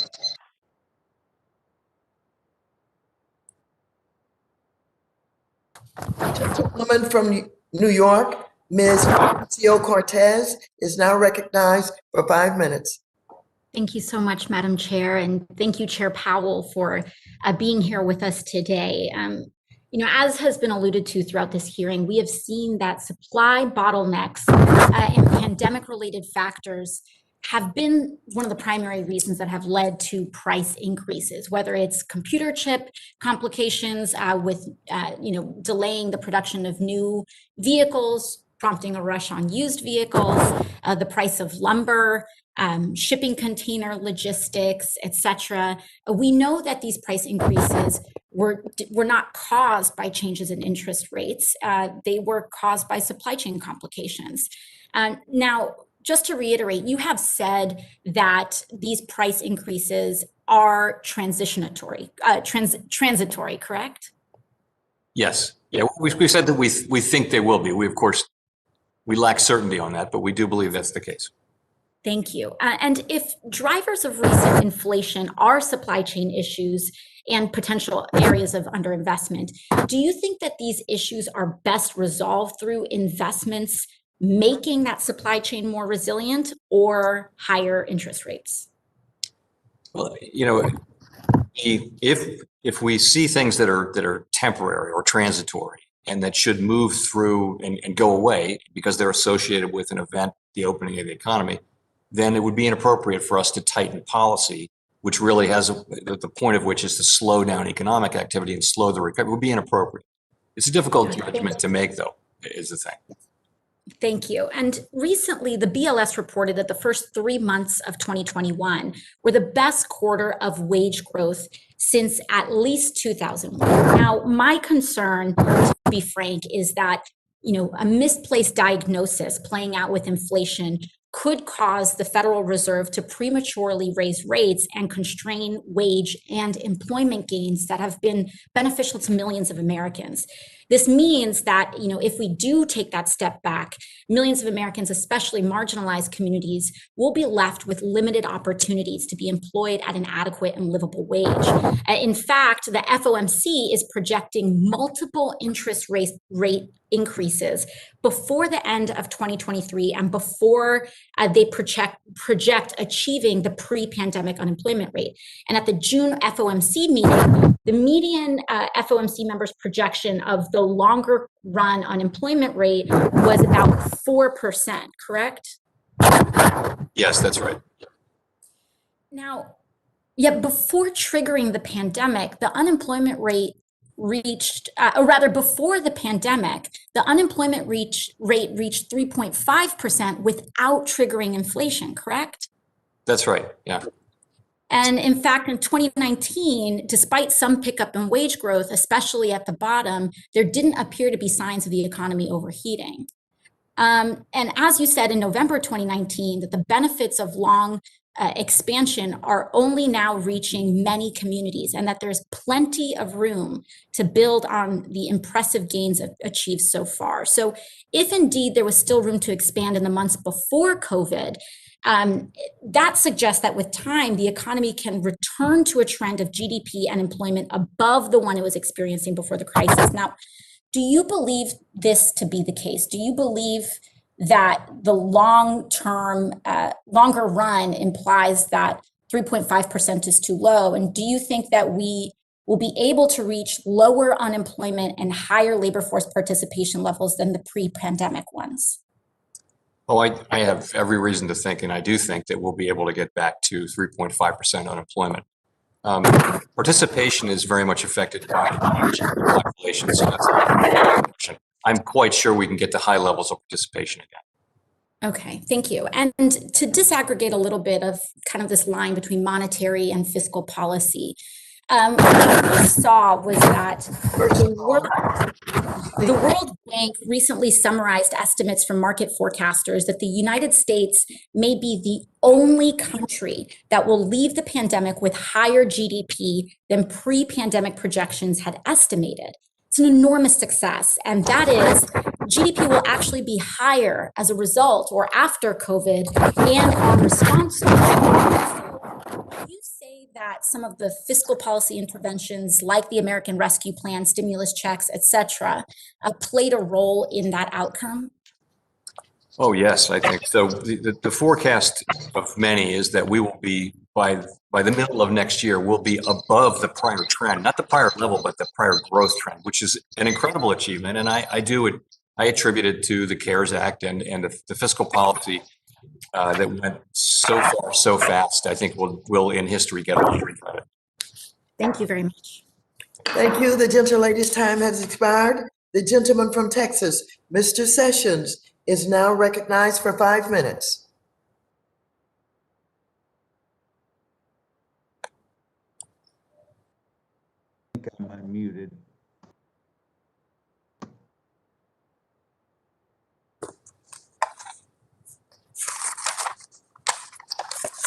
I'm not hearing Mr. Sessions.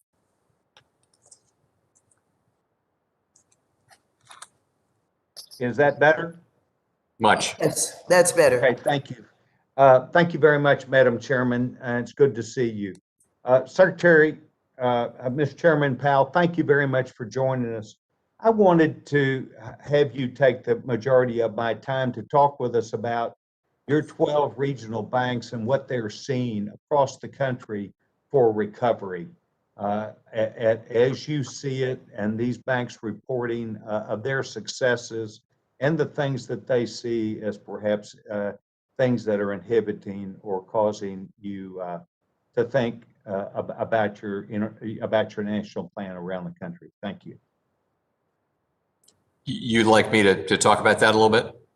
Yes, sir. Okay, I'd be glad to. So this is really one of the great features of our system is we have 12 reserve banks around the country.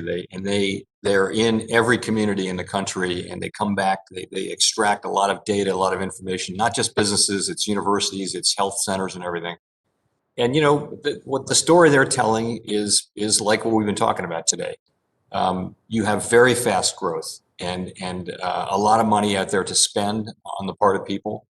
You have a lot of churn in the labor market. People are quitting their jobs at incredibly high rates. You know, typically that happens when labor markets are really tight. This happens to be happening while there are a lot of unemployed people. So we've never seen anything like this. And they bring back reports about that. Businesses have a hard time finding people. People are looking for better jobs. They're taking a little bit more time to find the appropriate job. That's one thing. There's also a lot of unevenness. You know, you still have sectors of the economy that are struggling to get back to where they were. A number of them are above where they were. Housing, for example. We're building more houses. We had been building more houses than we'd really seen since the global financial crisis. People see price pressures broadly across the country, as we've discussed here today. That comes back. If you look at our beige book, You'll see that broadly. It's in raw materials and to some extent in wages. You'll see that as well. So it's all the things we've been talking about. It'd be hard to summarize it, but we really do get a very nuanced picture around different areas of the country, different sectors of the economy, which I think is a tremendous benefit, to our policymaking process and also to the public. I hope that's helpful. So Texas, that I represent, was the first city in Texas to get back to its employment rate pre-COVID. And it was done through a series of things, but I think mostly because people really did not have an opportunity to have an underpinning of money that was coming in. They had to go to work. We're not a big government town where people get out and work. And I want to join my colleagues in saying, first of all, thank you for taking time to be before the committee today again. But in that process, I hope that there's healthy debate that you not only encourage within your system, but that you also recognize that there are a good number of Republicans who believe that the government propping up the system is inhibiting actually people taking jobs, getting back to GDP as opposed to consumer price index raises.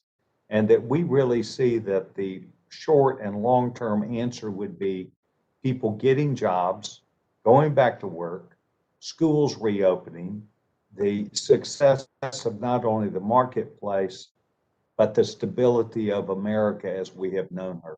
And I appreciate you taking time today. I will be interested over the next few months that your evaluation about what is working and what is not working, if you're able to spot that in markets and actually give feedback to states and governors and the president and certainly this committee on the facts and factors that seem to be successful. I think that success that you've said today is getting us to a 2% inflation rate. I don't have any problem with that at all. I could buy that. But getting to necessarily us because we want to say somebody wants a better job, but we have record numbers of people leaving. I think we need to point to successes. And I hope one of those factors is also employment. I want to thank you for taking time. And Madam Chairman, I would yield back my time. Thank you very much. The gentleman from New York, Mr. Torres, is now recognized for 5 minutes. Thank you, Madam Chairperson. Mr. Chairman, thank you for being with us. I have a few questions for you based largely on a recent New York Times op-ed written by Karen Petro. In the op-ed, Ms. Petro points out that lower interest rates benefits those with assets rather than those with savings, thereby deepening inequality. Do you agree with that assessment? No, I don't agree with that assessment. So the bottom line with interest rates is that low interest rates support a strong labor market. They support demand and they support a strong labor market. And you saw this during the course of the last long expansion, a very strong labor market. And all of the people that we talk to many, many people out in the country, who either live in or represent low and moderate income communities or both. And and they never come in and say, wow, you really should raise interest rates because you're increasing equality. Literally never hear that from them. What we hear is they really like our policy. They like our focus on maximum employment. To say you want to focus on maximum employment is that goes in the direction of having a supportive monetary policy. So that's really what I would say to that. Wealth inequality is something that goes up, by the way, over the course of a business expansion, because people who own homes and businesses and stocks and bonds and things like that, as the economy is healthy for a period of 10 years, they're going to benefit in their wealth. Does anyone seriously argue that we should try to stop that from happening by raising rates at the cost of putting people at the bottom end of the income spectrum back to work? No, of course we wouldn't do that. So I think we're doing the right thing with what we do. And, we're ultimately giving people a shot to get a good job and get a good wage and accumulate that wealth. I'm going to quickly interject. So in the same op-ed, Ms. Petro points out that companies are taking out cheap debt not to finance investments in infrastructure and workforce development, but rather to finance larger profits and stock buybacks. What's your response to that argument? You know, I think businesses make rational decisions generally about what they should invest in and when they should give money back to their shareholders. What that has to do with monetary policy is not clear to me. I see an economy that created 3.5% unemployment and wage gains for the lowest paid people over the last 2 years or so of the last expansion, and all of that in the context of low interest rates and accommodative monetary policy. So I guess I'm just not seeing that. And I know the Fed has a statutory obligation to promote price stability and maximum employment. What are your thoughts on the relationship between monetary policy and inequality? What do you take to be your obligations with respect to wealth inequality in America? We don't take inequality as a mandate. We think we can. We have these disparate outcomes in the economy over the years, which have frankly, in some cases, gotten worse. And we see those as weighing on the potential for the economy. I think everyone does. If you don't have a chance to take part in contributing to and then benefiting from the economy, then the economy is not all that it can be. Now, what can the Fed do? We can support maximum employment. That's what we can do. We can push the job market to a place where, consistent with our price stability obligations, where jobs are widely available. Really, though, we can't be the lead on that. That really, it's fiscal policy, education, and things like that are really going to matter much more over time than monetary policy. But I think it's appropriate for us to call it out and to use our tools as we can. And my final question before my time expires is about just the multifamily housing market. In New York City, we draw more than half of our revenues from real estate, and when real estate fails, it has implications for a wide range of actors. It has implications for tenants who suffer from deferred maintenance. It has implications for property owners. It has implications for local governments, which depend heavily on property taxes and sewer and water fees.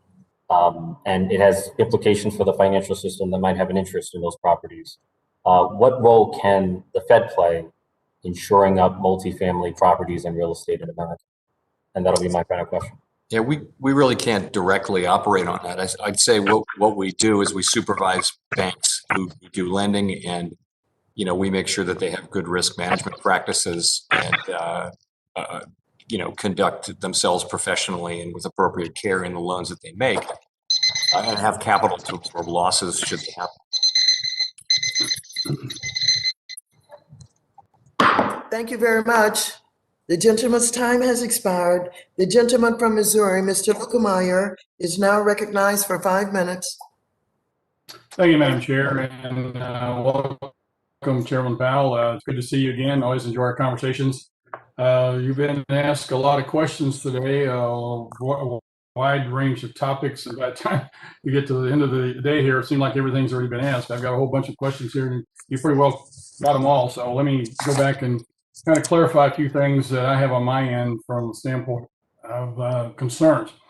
I'm also the ranking member on small business, so these things affect small businesses as well, a lot of things you've been talking about today. And one of them that's really been quite harmful is this $300 unemployment benefit. This morning there was a Morning Consult poll that came out that said 1.8 million people turned down jobs due to the unemployment benefits. Recently there was another poll that said 40% can make more staying home than they can by drawing this benefit than they can by going to work. You indicated a while ago that you look at all the vulnerabilities. It would seem to me that this would be a vulnerability that you need to be factoring into your equations for the economy and the projections. Would you agree with that? Well, but the thing is, those enhanced unemployment benefits are lapsing now, in many states already lapsing, and lapsing at the federal level by September. So that's, in macroeconomic time, that's a short period of time. So I do think that the unemployment insurance has been interacting with other things like the lack of childcare, like schools being closed in a lot of places, fear of COVID, various things. And I think you'll see that that's no longer a factor come the fall. It may take a while for things to. Well, I would agree with that, but I would agree with that, but I would hope that you would agree also that it is a factor right now in your projections when you see that some states, and in fact, I have an article right here from the Wall Street Journal just a couple of weeks ago that indicates that Americans are leaving unemployment rolls more quickly in states cutting off benefits. That's the headline. So it would seem to me that that would be an extraneous variable or vulnerability that you would be taking in consideration. So I guess that's just my point, is that small businesses are directly affected by this. The numbers of folks are staggering when you start looking at those sort of things with concerns that they have. I have another issue I want to talk to you very quickly on here with regards to the IMF. I don't know if you saw this article, but I saw an article today with regards to, it said that a Biden administration backed international fund proposal to issue an unprecedented $650 billion worth of special drawing rights this year alone will also help reshape the international financial system. Would you like to comment on that? That seems to me, or have you seen the article, or are you aware of it, or? So I'm familiar with the issue, and it's very much an issue for the Treasury Department and maybe for you, but it's not an issue for the Fed. We don't have any role in that at all. Well, as the article goes on here, it talks about affecting the reserve currency status of the United States. So I would think that that would be a pretty important take on that for you, would it not? Yeah, again, the SDR issue is to do with funding the IMF. We are not, it would be hard to say that single action will be the thing that threatens our status as the reserve currency. And, we don't have, the Fed doesn't own own the reserve currency issue. That's an issue we share with other parts of the government as well. Just quickly, I know the Chinese are trying to economically compete with us. Would you say that they are trying to weaponize their economy against us to try and take us over? Would that be a fair statement? I would go so far as to say we certainly are in a strategic and economic competition with China, but ultimately these questions about competition with other countries are really for the government, for the administration, not for the Fed. Well, all due respect, sir, this morning this hearing is about monetary policy and state of the economy. It would seem to me that things that would affect the economy, challenges to our economy, would be something to be talking about, especially when it's monetary policy. And it would seem that the Chinese, if our money and investment money is going over there to empower and help their economy against our economy, it looks to me like that would be something of interest to you, would it not? Those are issues that they're absolutely in the province of the Treasury Department and the administration and the Congress. You've given us powerful tools and independence and all that. And if we wander all over the landscape taking on issues that are really not assigned to us, then I'd have a hard time explaining to you why we should be independent.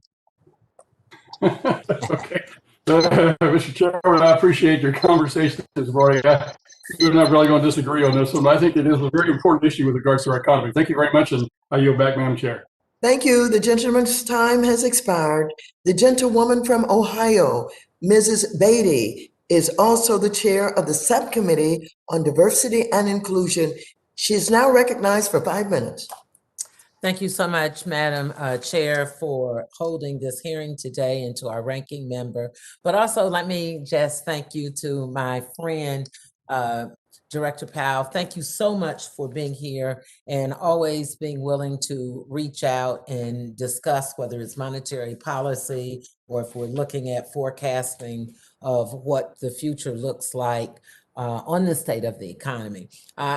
First, I know you don't weigh in directly, but I think it's worth me noting that as I've been looking at the vacant seats, there is a vacant governor's seat at the Federal Reserve that has not been appointed yet. I know it's appointed by the president, but just a FYI to you, I'd like to see someone nominated with more diversity. We've had long and ongoing conversations about diversity. But today, I want to ask the question. We've heard a lot because of the pandemic, and as you stated in your monetary report, which I've had an opportunity to go through, thank you. We've heard a lot about housing costs, lumber, et cetera. But housing is so important to us. I serve on the Housing Committee, and purchasing homes has continued to have an upward trajectory, especially in cities in the Midwest like my city. And despite the strong housing market, the Federal Reserve has continued to purchase mortgage-backed securities by $40 billion per month. Can you briefly explain the Federal Reserve's thought process on the need for these purchases, and if these purchases will have any effect on the cost of housing? Sure. So we buy treasuries and mortgage-backed securities, and we really buy them for the same reason. We're not trying to. They're not intended to provide support directly to any industry, and including the housing industry. That said, low interest rates and asset purchases like that do keep longer-term interest rates low. They do support low mortgage rates, which does indirectly support or directly support the housing industry. So, but it's not that we're looking at the housing market and thinking this is for the housing market. It's really more that we want to support overall demand, and we want to support demand because we're still a long way from maximum employment, and we think it's appropriate. Even once people go back to work, start going back to work at higher rates, which we expect later this year, we still think it'll be, some time will have to take place to, for us to get all the way back to that place where we were in February of 2020 and or a place like that. That makes sense. So let me quickly go to my second question. In the first few months of 2021, the price of lumber, and we've heard this earlier, skyrocketed to more than $17.30 per thousand board feet in May. But in the last few months, suppliers come back online. Prices have plunged to 60% and now are negative for the year. Is this the type of transitory inflation that the Federal Reserve was anticipating? And how do you differentiate between the rising prices due to supplier constraints as a result of the pandemic and the potential long-term inflation? So broadly, yes, that's the kind of thing that we'd like to see a lot more of. I mean, I wish we had seen more of it. Lumber, of course, is a great example, but we'd like to see a bunch more examples. But it's the same story. It's a situation where there's a shortage, there's a lot of demand, supply can't react, prices go up. In the case of lumber, there's just a lot of buying, almost panic buying. And we may be seeing some of that with used cars right now, where we have very, very high rates. But that's one of the things we expect is that our very flexible economy will equilibrate supply and demand, and you'll see inflation move down and maybe even have the prices themselves move down as we get here. And that is a great answer, because that's another reason when we talk about infrastructure, we should be talking about housing and the supply and demand for housing. My last is basically a statement, my last 30 seconds. In your report, you have an area that's called special topics, and it talks about the uneven recovery in the labor force participation. You might want to take a look at it, because when it talks a great statement, it makes a true statement that factors are still contributing to the disparities with certain populations, whether it's age, poverty, or race. Black Americans are not listed. And let me make it very clear. When we talk about unemployment rates, when we say it's great for America, it's double in the negative for Black folks, that we're still struggling. You mentioned Hispanics, but there is no mention of Black Americans. So I'd like somebody to take a look at that, because we still are dealing with very high unemployment rates. Thank you. Thank you very much. The gentlelady's time has expired. The gentleman from Michigan, Mr. Huizinga, is now recognized for 5 minutes. Thank you, Madam Chairwoman. And, there's been a lot of discussion about lumber from my colleague from Ohio, who just discussed that as to whether how that may or may not indicate transitory inflation as it actually buys lumber. One of the things that I do is we have a real estate developing firm as a family, and we are also in the sand and gravel operation. So I'm intimately involved in construction. I can tell you that the lumber that I had to buy at the beginning of this year, which is currently building the home that is hopefully going to be occupied, was going to be beginning of August. Now it looks like it's going to be more like middle of September because of supply constraints, labor constraints, demand, all the things that are going on. I'm not going to be able to lower that price of that condominium because of current lumber prices. Those are baked in and fixed. And that's what I think a lot of my colleagues aren't really understanding the effects of what those price increases mean in the longer run. And at the end of the day, I wish I could.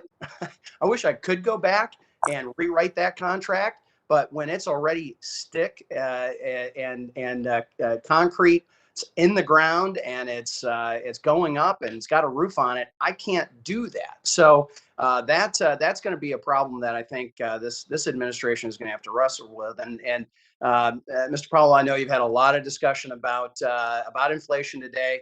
I'm not going to dive too deep into it, but I needed to make sure that I lent my name, and as people are having the tally of who was bringing up inflation, I wanted to be one of those people.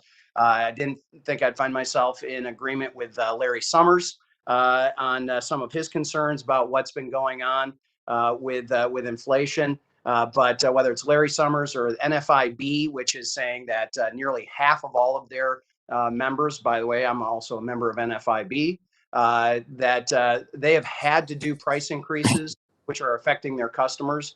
We've got to keep an eye on inflation. And my parting thought on this is, what I'm afraid of is we won't know it's too late until, frankly, it's too late. And that is the problem with having such a retrospective look back when you're diving into those numbers. So you don't have to respond to that. You're welcome to if you would like to. But I do want to hit on LIBOR. This is something that has not been brought up today. You have been very committed in your support, as well as other financial regulators, of completing the conversion away from the LIBOR-based interest rate benchmarks. It's absolutely essential, I do believe, to provide certainty for those tough legacy LIBOR contracts, and you have expressed that in the past. You've also stated in previous testimony that although the secure overnight rate funding rate, or SOFR, will serve a significant part of the market, you said, quote, market participants should seek to transition away from LIBOR in the manner that is most appropriate given their specific circumstances, close quote. And I've heard from many financial institutions in Michigan and across the country that SOFR doesn't necessarily fit all of their needs for their various sized institutions. Last few weeks, we've heard rhetoric coming out of members of the FSOC about the need to put parameters about the choice that financial institutions have to determine which benchmark replacement works best for their institution, their customers, or their lending activity. And while I agree there needs to be a standard for a qualified labor replacement rate, I'm concerned that some of the most recent statements sound like the Federal Reserve and other U.S. financial regulators may be changing their previous views before this committee, suggesting that SOFR, a rate based on the repo market, a market dominated by the largest money center banks, should be imposed on every institution and borrower as a one-size-fits-all solution. So, Chair Powell, is the Federal Reserve's view that there should be a choice among qualified benchmarks as it relates to those regional and community institutions that believe there are more appropriate options other than SOFR, given their business model, lending activity size, and customer base? Yes, and I mean, honestly, I think we've been pretty clear on that. We think use of SOFR is voluntary, and market participants can use other suitable replacement rates if they see fit. So that SOFR needs to be put into legislation, or does there need to be more of that hard legacy escape and certainty on that? So I do think we need legislation for the hard tail, as you say. I think it would be appropriate to have SOFR in the legislation, but not as an exclusive thing. I mean, it's going to be the rate for, at least for capital markets and derivatives and things. It's not 60, it's 50. I look forward to continuing this conversation. I'd be glad to. Okay, thank you. Thank you very much. The gentleman from California, Mr. Sherman, who is also the chair of the subcommittee on investor protection, entrepreneurship, and capital markets, is now recognized for 5 minutes. Thank you. I want to thank and agree with the ranking member. Our witness deserves a second term. I want to thank Josh Gottheimer for bringing up the importance of the state and local tax deduction. And Mr. Huizinga focused our attention on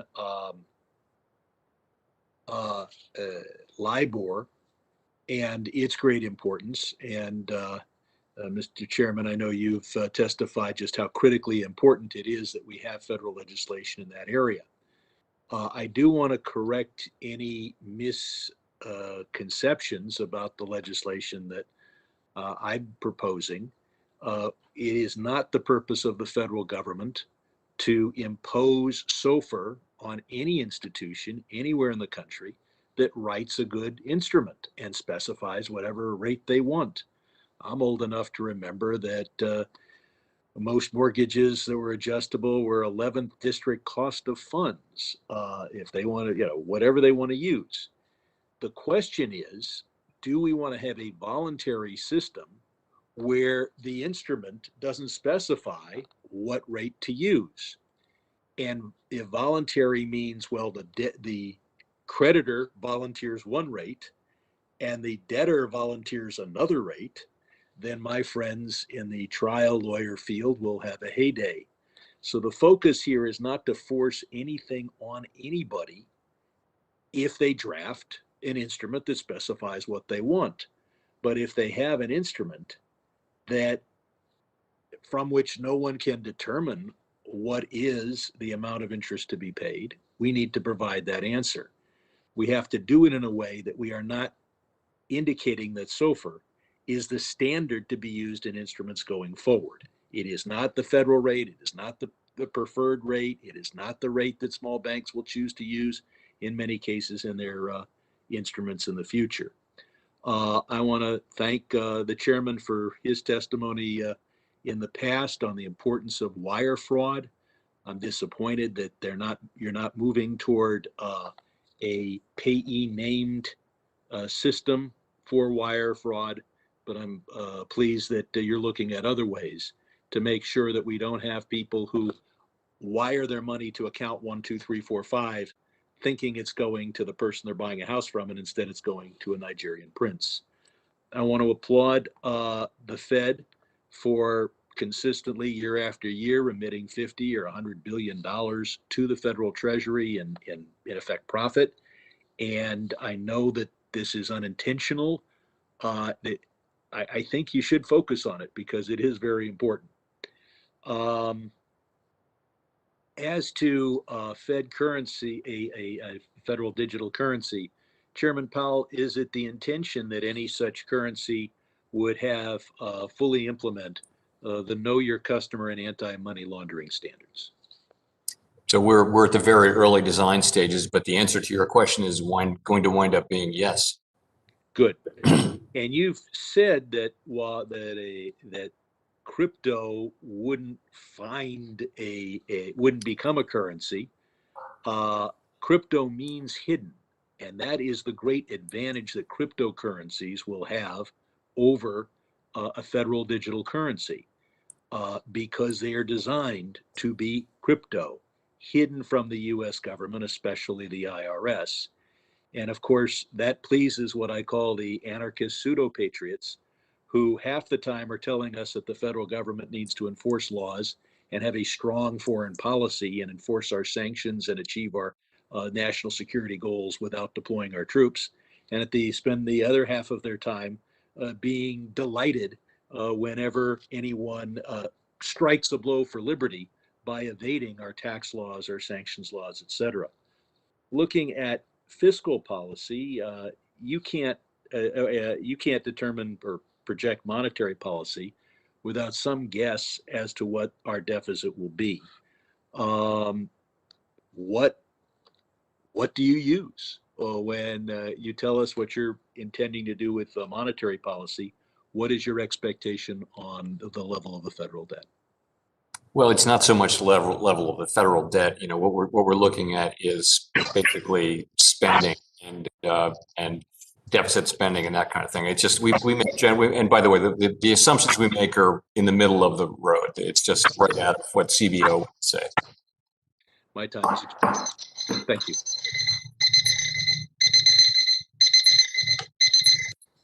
Thank you very much. The gentleman's time has expired. The gentleman from Kentucky, Mr. Barr, is now recognized for 5 minutes. Good afternoon, Chairman Powell. Good to see you. Thanks again for your leadership. I want to, inflation is the topic of the day. I want to talk a little bit about timing and communication of normalization with the backdrop of accelerating inflation. And I understand your position that some of this is transitory and supply chain bottlenecks that could work itself out. I also recognize the slight change in the inflation targeting framework that you're working under. But I do worry that if inflation expectations continue to rise, regardless of these supply chain issues that resolve themselves, that you could have a self-fulfilling prophecy and inflation could get away from the Fed. So my question is, given the fact that the FOMC has committed to communicating any shift in the pace of asset purchases well in advance to ensure market stability and clarity for market participants, I worry that these movements in CPI and other inflation metrics in recent months have proven to be pretty rapid and significant. Is there a risk of upward price pressures outpacing the Fed's preferred timeline for communicating adjustments in its balance sheet policy and when you start the tapering process?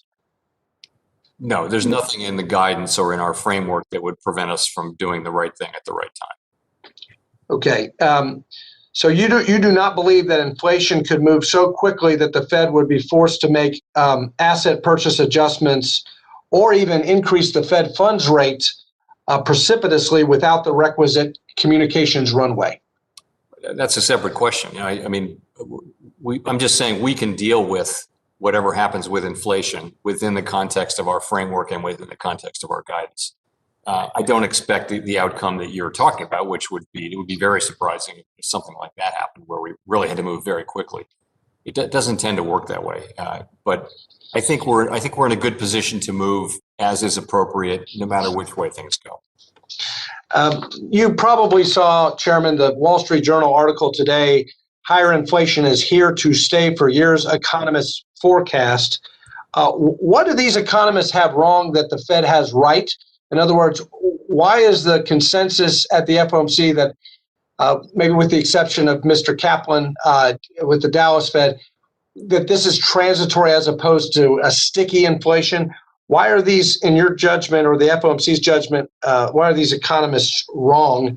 And speak to this issue about the self-fulfilling inflation expectations and why that's not a concern. Okay, I'll come back to that. But I don't have that survey in front of me, but I think that you can correct me here, but I think that the median estimate for inflation for 2022 was in less than 2.5%, which would be, and that's CPI, or maybe it was PCE, I don't know. But that would be much more consistent with our framework than with what our critics are saying. That would be very much in the range of what FOMC participants are expecting, or at the high end of it, but within that range. Okay, so I think that's what you may have in front of you, Congressman. I don't know. I don't have that. So here's what we as members of Congress are hearing, and I know you get this data and also anecdotal evidence filtering up through your district banks. But I just spoke to the Chamber of Commerce in Central Kentucky at lunchtime today. This inflation concern is real. It's not just that lumber prices are up and the home builders are upset, and it's not just that the fixed income seniors are upset because the price of food is up and the restaurateurs are having to pay more for the price of food. And the trucking companies and the commuters are having to pay more for fuel costs. We're hearing that according to the NFIB, 47% of small businesses raised average selling prices in June. That's the highest since 1981. I hope this is transitory, but I hope the Fed is hearing the same thing that we're hearing. So we are. We have this, as you know, we have a great network through the reserve banks. We hear that through a loudspeaker every day. We are absolutely hearing that. Let me get back your earlier question, if you want. I can go back to expectations. Sure. That is absolutely the thing we monitor carefully, and we don't see problems on that front. But if expectations do move up in a way that is troubling, which is to say materially above and for a persistent time, we would be concerned and we would react to that. I appreciate your vigilance, Mr. Chairman, and I yield back. Thank you very much. The gentleman from Missouri, Mr. Cleaver, who is also the chair of the Subcommittee of Housing, Community Development, and Insurance, is now recognized for 5 minutes. Thank you, Madam Chair. Thank you, Mr. Chairman, for being here with us today. And let me preface my one question by saying that we have been working with your staff on the issue of CRA. Our chairwoman has made affordable housing appropriately and necessarily the major issue of our time, and hopefully the whole nation is going to be focused on it, even as we are struggling with the short-term inflation. So thank you for your participation and support. I hope the OCC can participate as seriously as your staff has. But my one question is, although I represent Missouri's 5th Congressional District, I was born and raised, all my family members are still in Texas, and a local TV station down in Dallas, did an investigation, and it was very alarming because they found that the lack of banking services in low-income and minority communities in Dallas County, south of I-30. I don't expect you to be familiar with that, but the Community Reinvestment Act requires that banks draw assessment areas that meet the credit needs of entire communities. And this TV station, WFAA, found that 20% of banks in Dallas County, that is, drew maps that exclude all or parts of southern Dallas County. And then one example, a bank in Dallas County was found to service all of Ellis County, where I was born. Eric, Summersville, Hood, Parker, and Tarrant, which is Fort Worth counties, but only the half of Dallas County above I-30. And so the Federal Reserve identified no evidence of discrimination. The CRA, though, requires that assessment areas contain entire counties, cities, or towns, and not arbitrarily exclude low to moderate income geographies. I'm just rambling on, but let me ask you the question, and that is, what more needs to be done to ensure that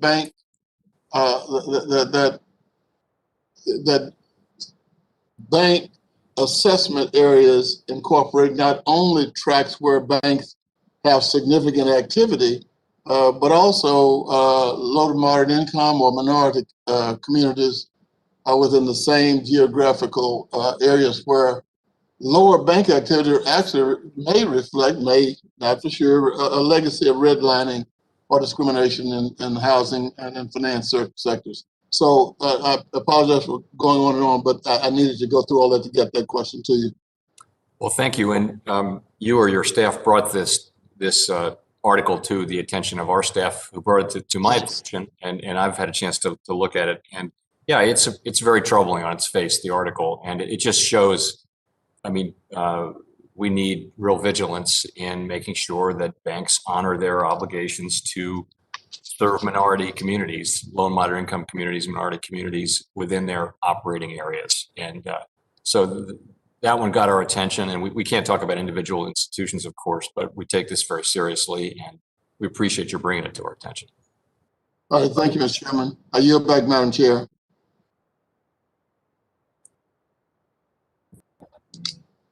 Thank you very much, Mr. Cleaver.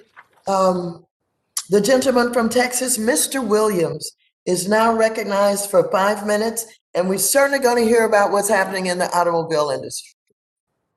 Well, thank you for that lead-in, Madam Chairman. And, Chairman Powell, I'm actually sitting here in one of my car dealerships in Texas and listening to how used car prices are driving inflation, which they do, but I can't with that in mind, I cannot say that this is the very best time to trade your car in. You're going to get more than you ever thought you'd get. So, but it is an issue. The idea that used cars are appreciating is something that you would have never thought you'd said, but we're seeing it as we speak, and that is a truth. I want to thank you for coming today. And yesterday I had the pleasure of speaking with some Main Street American business leaders, of which I am one, as you know, and how they've been recovering from the COVID-19 pandemic in the Small Business Committee, where we talked to them. Some of the issues that were brought up were that these businesses were having trouble finding workers, as we've talked today, inflation increasing and the cost of goods, and that they are purchasing from their large suppliers, they're paying more, and then the threat of tax increases. Now, one business owner in my district from Cleburne, Texas, which Congressman Cleaver knows where it is, reminded us that this isn't very complicated. Small business operate on very tight margins, and any increase in the tax rate is detrimental to the abilities to operate. So specifically, he mentioned that they were looking to plan out their capital expenditures for next year. They've already begun investing less, simply because of the threat of higher corporate and capital gains taxes coming in 2022. So I want to make sure that the factors that the Federal Reserve is tracking, which could be a drain on the economy, are aligned with what Main Street America's fears are that we're hearing from business people all over the country, and certainly in our state and our district. So Chairman Powell, as you look at the economic outlook of our small businesses and the country moving forward, can you talk about some of the factors that could be limiting growth that the Federal Reserve is paying attention to? I'd be glad to. I've got to say, the first thing that comes to mind is difficulties, challenges in hiring. We're hearing that very, very widely. If you look at our beige book, in all districts, small businesses are having a hard time hiring. And it's, again, widespread, and we think that will abate, though, as the factors that I talked about today as being passing will be gone later this year, and we'll see a lot of hiring. That's one. I think there's a lot of optimism. There's a lot of demand. People have money to spend, so we're hearing positive things about that. I know people are very worried about inflation too. We hear that loud and clear from everybody. It's cost of goods sold. It's really going through the economy and through every business. And as we've discussed a lot here today, it does have the feeling of something that is associated with the reopening of the economy, and that things should settle down as the economy is fully reopened and supply and demand recalibrate, and maybe prices move around and people get into their new job, and we're in a new normal, I hope soon. But as of right now, it's something that's on every small business person's mind. Well, thank you. I wanted to get your quick take on the speed that the private sector was able to get COVID relief money to those in need. We've not seen the same success through the SBA's shuttered venue program, which created back in December, and still hadn't gotten out the money to many of these struggling businesses. So moving forward, do you think we should be looking to get the private sector more involved as we deal with distributing government aid? That's a question for you. I will say, if I may, the real way that our lending programs, the emergency lending programs, worked was they agitated or they supported as a backstop private markets to work. And having the private markets step in and make the loans was just so much better than having us make the loans. And having those done. So in that sense, it really worked. That the backstops did. They didn't have to make the loans because the markets started working, and that's always a better answer. Well, thank you. Let me real quick. Can you elaborate on what the Financial Stability Board means when it says climate-related risks might be transferred or amplified? And can you give me a quick potential scenario or example? So I think, without having it in front of me, I think what the FSB would mean about that is that the financial sector, financial institutions, could amplify a risk, and it would be along the lines of changes in the climate that had very bad effects on a particular agricultural area, for example, over time, and that bank failures have a way of amplifying shocks rather than absorbing them. Okay, thank you. I yield my time back, Madam Chairman. And just in closing, this is a great time to buy a car. Thank you very much.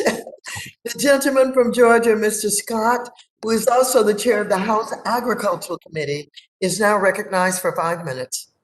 And Chair Lady, I would just want to say that my great colleague, Congressman Williams, is not only just a great entrepreneur in the car business, he is also one of the great all-star third basemen for my Atlanta Braves in Major League Baseball. That's Yes, right. indeed. That's right. Well, thank you for reminding us. All right, he's a good man. Chair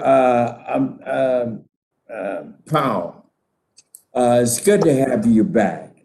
Now, last month you stated before the House Select Committee on the Coronavirus, you said this, and I quote, you said, a recent decline in commodity prices was evidence that price pressures will cool as supply bottlenecks from reopening the economy are worked out and stimulus fails, maintaining that our concurrent inflation is temporary and would eventually move back to 2%, to a 2% target.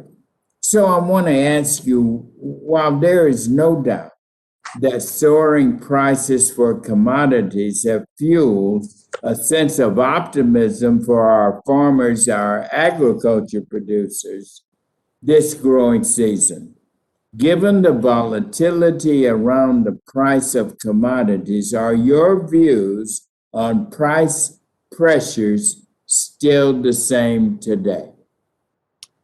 So I would say, we continue to see prices come in and this week exceed our expectation. And that's not what we're hoping to see, but this latest CPI reading was above where forecasters thought it would be, pretty much all forecasters. So, but yeah, it's still the same story. It's still the same parts of the economy that are producing this inflation. It's a pretty narrow group of things that are producing these high readings. But we're anxious, like everybody else, to see that inflation pass through. Well, thank you for that answer. And I agree that a return to a more stable inflation rate would be indeed advantageous to our economy. But as we know, the increase in commodity prices drives up consumer prices over the long term, even after inflation returns to normal. And unfortunately, wage increases will not keep pace, creating real hardship for people on fixed incomes, retirees, and many of our low-income households. So let me ask you this, considering how the incremental wage increases failed to keep pace with the rising cost of living, can you elaborate for us on what trends the Fed expects to see between commodity inflations and earnings, at least until we return to a 2% inflation rate? So we don't have any ability to forecast commodity prices any more than anyone else does. They do what they're going to do. Our expectation is that over time, the reopening of the economy will be a process that we go through, and that these imbalances that we're seeing will abate. And we hope that happens sooner. It's very difficult to say exactly when that will happen. It seems likely that it will happen, but the amounts by which inflation will move up and the timing of it passing through are very hard to predict. Well, how much time do we have? I mean, how much longer will we be in this thrust? I mean, you feel confident it will happen. What is your best estimate about when we will be back to normal? So I think we'll know before we get fully back to normal. I think we'll know generally whether this framework for understanding it is the right one. So we would want to begin to see more things like what happened with lumber. We'd want to begin to see more of these prices flatten out and then perhaps come down, hopefully, as lumber did. And we'd like to see, that's what we'd like to see. And ultimately, though, price stability is half of our mandate. And if we see inflation moving up in a way that's really troubling and that risks a period of troublingly high inflation, then we'll use our tools to bring inflation back down to 2%. Thank you very much, Chairman, and you're doing a great job. Keep it up. Thank you very much. The gentleman's time has expired. The gentleman from Arkansas, Mr. Hill, is now recognized. Well, thank you, Madam Chair, and it's great, Chair Powell, to see you, have you back before the committee. All of our members really appreciate the chance to visit and seek your wisdom on all these topics. I do hope the Fed is right that this persistent inflation that we're experiencing, record high inflation for many, many years, is in fact transitory. Super important to that family here in Central Arkansas that only has $48,000 in median income, when they're all telling our offices that they're seeing such persistent and large price increases from their grocery cart to their gas to their home improvement projects. And it's a big difference for them than it is for some economist at the Federal Reserve that makes $175,000 a year and gets to work from home and doesn't bear all those normal challenges that a family here in Arkansas has. So I hope the Fed's committee is right that it's transitory. Since the beginning of January 2021, the balance sheet of the Fed's increased $750 billion. We're now over $8 trillion at the Federal Reserve. And as we've talked today, you continue to purchase about $120 billion in assets per month, $80 billion in U.S. Treasuries and $40 billion in agency MBS. Of the total balance sheet, that makes up about 29% of agency MBS and about 63% in the U.S. Treasury securities. Is that approximately right? Sounds about right. And Chair Powell, isn't it true that in the recent July monetary policy report outlined that the, quote, housing sector remains remarkably strong, close quote? Is that, I know you've testified some about housing today, but that's, you agree that's what the monetary policy report says? Yes. So given that acceleration in home prices that you and I talked about back in February when you were before the committee, and that vigorous expansion of mortgage lending, is it really necessary to be buying the $120 billion of assets a month, particularly as it relates to the MBS portion? What's the committee's logic in maintaining that MBS portion? So really, we look at the whole things that we're buying. It's treasuries and MBS, and they have roughly the same kind of effect on the economy. Neither of them, I mean, MBS maybe have very modestly greater effects on housing, and that's not why we were buying them in the first place. But as you know, we're in a process of looking at tapering those purchases. We had a meeting about it back in June. We've got another one in a couple of weeks, and you know, if we continue to make progress toward our goal that we articulated last year, then you'll see us begin to reduce those purchases. I noted that Governor Waller, you know, made some comments after the recent meeting, saying right now the housing markets are on fire. They don't really need any other unnecessary support. Will that be taken into consideration as you look to that taper and the potential design of how one would taper? Yeah, I would say the timing and the composition of the taper are the two main things, along with whether we're meeting our goal of substantial further progress in December. Those will be in the conversation for sure. And help me with something that's a flow of funds contradiction for me. That is, we've got this massive, I know you don't refer to it as QE, so I'll be deferential to you, but this massive stimulus in buying $120 billion of securities monthly, and yet we've seen huge spikes in the Federal Reserve's reverse repos, which in turn drains that liquidity back out of the system, soaking it up. How does that make sense to a ordinary review? And I do think your description in the monetary policy report was good, but how does that make sense to the markets?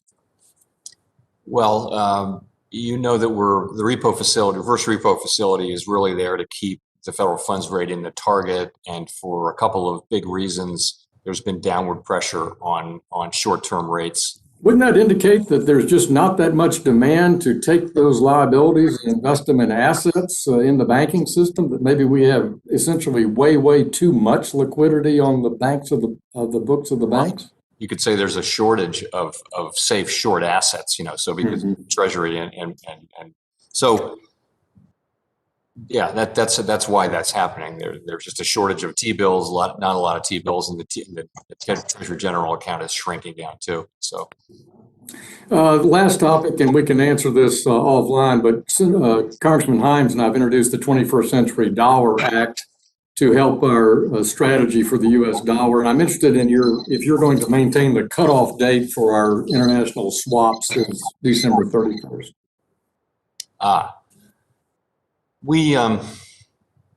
Those swaps really worked. They did a great job. As you know, they were a fundamental part of our program to stabilize the global financial markets and dollar funding markets in particular, which are really important for our economy. We've extended them to December 31. I made a decision not to extend them beyond that. I don't know that we would unless conditions change. Thank you. Yield back. Thank you very much. The gentleman from Illinois, Mr. Foster, is recognized for 5 minutes.